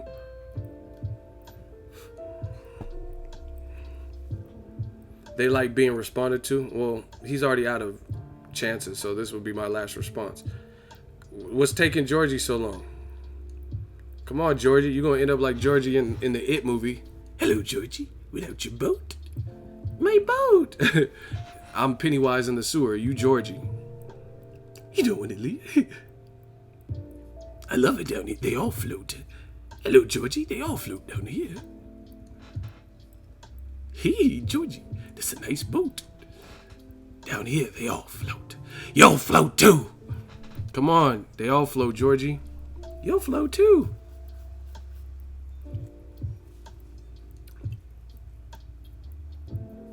Look at Georgie. Hey, shooters, count to 15. If he hasn't responded, clap him. We got to move on to the next one. If Georgie ain't responded in 15 seconds, okay, there he is. Man, I can't see what we're gonna see eye to eye here. I'm not even gonna hate, but you're just not gonna see my point of view here. All right, let's vote. He wanted the hot seat. He was hating and he got the hot seat, and then these are his responses. If he got that L, put your L's up, and if he gets enough L shooters, clap him. This is how we gonna do it. Now all of a sudden he's finding a back door out. He said he wanted to debate this, and then now he can't answer any of my questions. If he got that L, put your L's up. Shit is easy, man. Someone said LL Cool J. Georgie killed you with logic and reason. All right, shooters, get him out of here. Georgie Milner. This dude got clapped. That shit was easy. See, this is what they do. I answered every single one of your questions. No, you didn't. I asked you about the babysitting. You was like, that's void. How's that answering my question? When I give you an example, a simile, a metaphor, an analogy, and then you just dismissed it and say, oh, it's a mega fight. Your babysitting is a void. And I seen somebody else who was saying something. His name was Ice Pick or something. Man, y'all, I'm gonna hand out more hot seats, man. Because someone says something else. You're lucky I don't remember the name, because I had another hot seat already lined up. I forgot what they said. It was a couple of conversations ago, or a couple of chats ago. But yeah, man, like, the babysitting analogy works perfectly fine. He said that you would be a bad guy for not taking a deal, and then when you hear the details, it's something radically different. Like, what detail? What do you think he's gonna like? Listen to Eddie Hearn's example that he said in the interview. He says, "Oh, what if they want us to wear pink trousers?" That's stupid. How would that benefit Wilder? Broner wore pink trousers when he knocked out DeMarco. Who cares? What does pink trousers got to do with anything? You know what I'm saying? Like, who cares? I mean, shit, for $50 million, I'll wear pink. I'll wear I'll dye my hair rainbow like Tekashi. Fuck is y'all talking about? You know what I'm saying? Even if that was part, I don't see why Wilder's side would do that. But shit, like I said, I have rainbow curls like Tekashi. The gotti. Like, for $50 million, shit. I'll wear pink trousers. I don't give a fuck. I'll fucking Cisco. That thong. I don't give a fuck. I'll be $50 million richer. Like, that's the best Eddie Hearn could come up with was, what if they want us to wear pink trousers? Shit, you wouldn't wear pink trousers for 50 mil? I'll contact the fight label. I'll be like, yo, I need to slam in this pink trousers you can come up with. We about to get that bag. You know what I'm saying? You talking about pink trousers. I'll take pink trousers, rainbow trousers, death row East trousers. Like, I don't care about that. Like, honestly, who's not going to wear pink boxing trunks? Because they can't, like, go against commission rules. So it's not like he'd be like, oh, Wilder gets to wear metal hand wraps or something. You know what I'm saying? So it still has to be within the commission's rules. It can't be like, oh, Wilder gets plaster of Paris like Margarito. You know what I mean? So you already have no shirt on. So it's not like you could be like, oh, you got to let me hit you in the dick with no cup. Like, they can't. That would be against commission rules. So these are all cop-outs. Because they can't make a contract that supersedes the rules that are in place. You know what I mean? Oh, this is a championship fight, but it's only going to be a 3-rounder. I mean, these are already rules in place. It's a heavyweight fight, so usually weight and rehydration clauses and limits aren't in place for heavyweight fights. Steve Cunningham, there was no rehydration clause when he fought Tyson Fury. Tyson Fury could rehydrate to whatever he wanted. So it's like, what details are you really waiting on? You know what I mean? You wouldn't wear pink trousers for $50 million. Man, come on. I'll wear all the pinks. I'll wear every version. Barbie pink, fuchsia, hot pink, pastel pink. Like, what are you talking about? For $50 million? I have variations of pink. I have pink high heel, like a pink fishnet, like pink utensils. Like, what are y'all talking about? For 50 mil? If that's all I have to do, I know motherfuckers that'll kill you for a Whopper Jr. with cheese. And you talking about 50 million. You would die. Come out to the Bay. You will die for a fucking Whopper with pickles and cheese. Like, hey, bro. See, King Corleone, no, he from Texas, murder word. You know what I'm saying? Like, you throw somebody a little bit, they'll take human life in some of these spots for far less money. I was watching a show, and then I think they got like $2,500 to kill somebody. You know what I mean? That's not that much money. To $2,500 versus $25 to life if you get caught. I'm not doing it. You know what I mean? I don't need $2,500 that bad, because I'm not trying to go to jail. If I do, you know what I mean? We were able to take your eyebrow hair that fell on the victim and forensically connect you. Like, I'm not doing that for that. So you talking about some pink trousers, man? I'll wear all the pink. Man, I'll come out to I'm a Barbie girl in a Barbie world, wrapped in plastic. Or like what did Pacquiao come out to? Katy Perry, Roar. I'll come out to all that shit.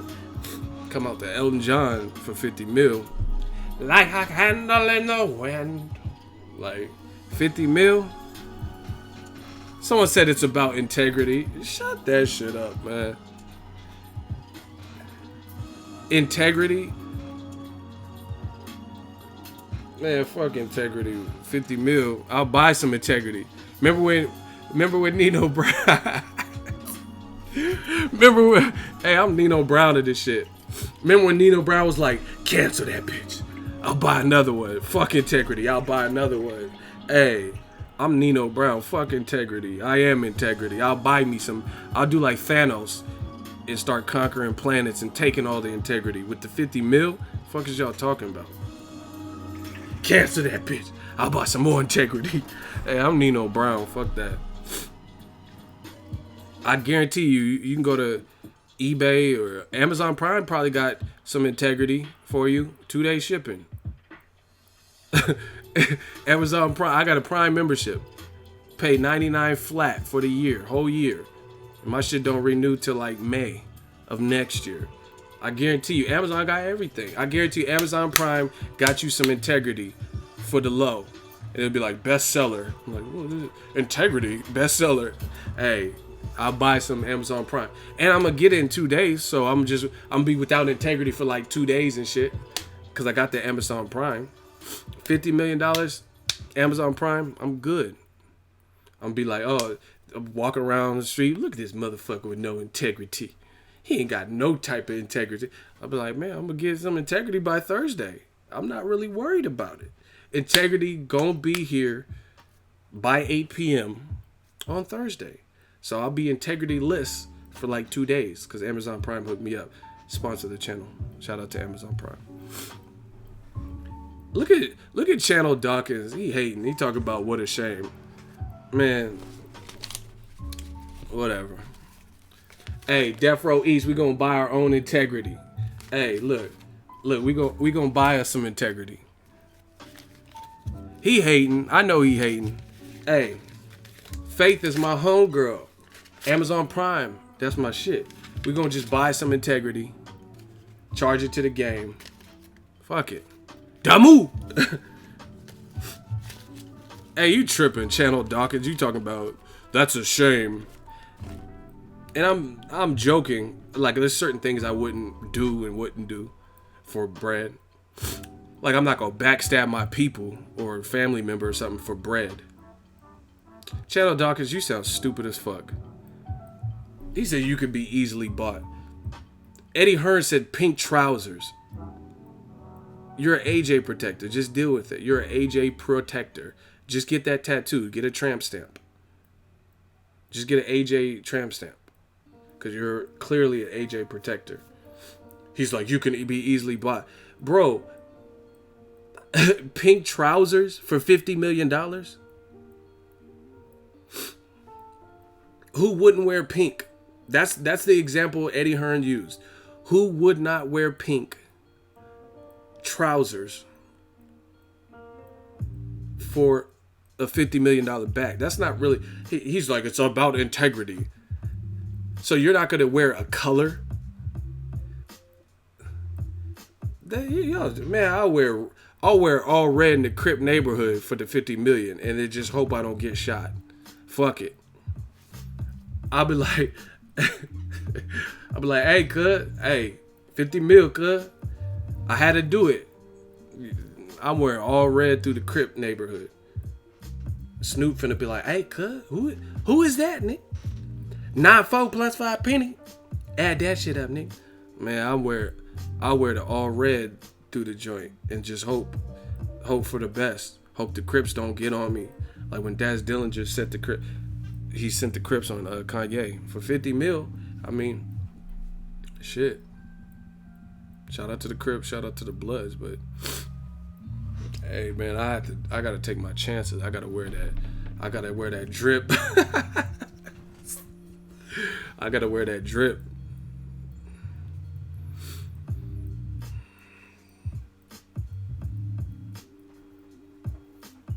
Yeah. Listen, the people who are making all these faces and shit, y'all the broke ones. Y'all the broke ones talking about if you're really trying to flex and act like you just have so much pride where you're not gonna wear pink shorts. Your profession is to fight. You're not gonna wear pink shorts for $50 million. Really?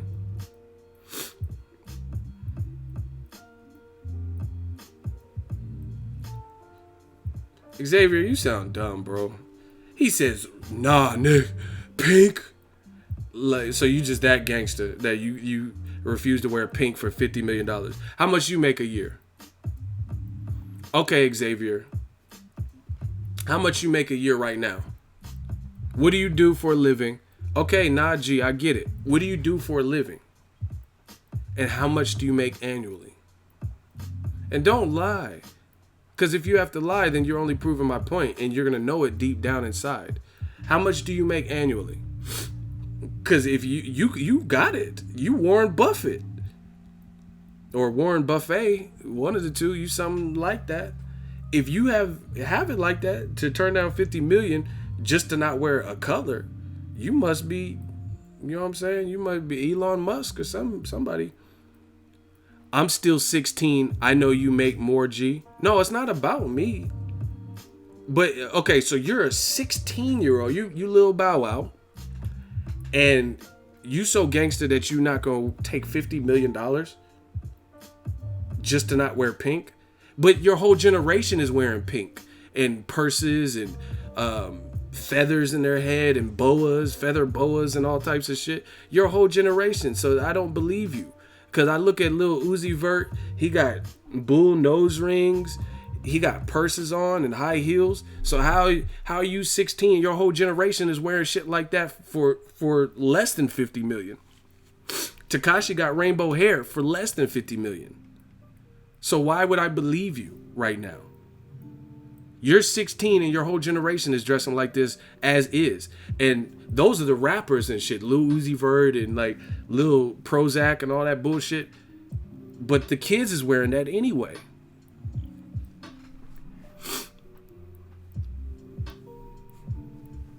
Hey, Block D Bizzle. He says, I don't know why I'm subscribed to this BS. Leave. You out.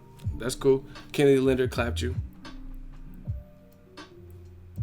So he said he was 16 because he didn't want to reveal his income.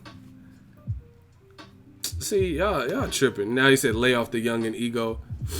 Y'all be wearing booty tight shorts and Daisy Duke. Look at them girls, Daisy Duke. For the low.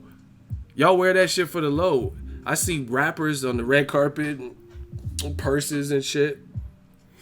Looking like Cruella DeVille and shit. Like y'all dress like that as is. So you tell me you're not going to take the 50 million? I don't believe you. That's your whole generation. Prince ass out Gene. Y'all dressing like that for the low, for free. I seen rappers with purse. Banks even said that in the Funk Flex freestyle. He said, get a mumble rapper and choke him with his purse strap or something. He said some shit like that. Prince ass out jeans. Yeah! Pancake bitches. Cali Blunt, $5 super chat. It's going to be a sad day for UK fans when that fight happens. Y'all be lying, man. Talking about you wouldn't do it for 50. You wouldn't wear pink for 50. I'm out, man. I don't have time for the foolery. I got shit to do. Shout out to the shooters.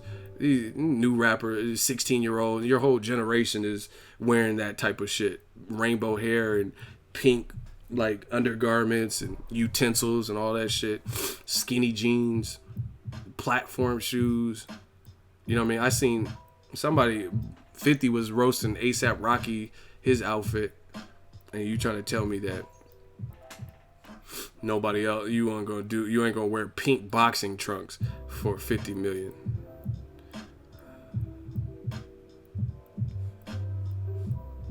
That man said, I mean pink. Man, I'll be Aerosmith. Pink is my favorite color. Like, y'all tripping. Anyway, I'm out. Thank you guys for tuning in. Holla at the kid. We'll probably do another live stream. Smash the like button. We working.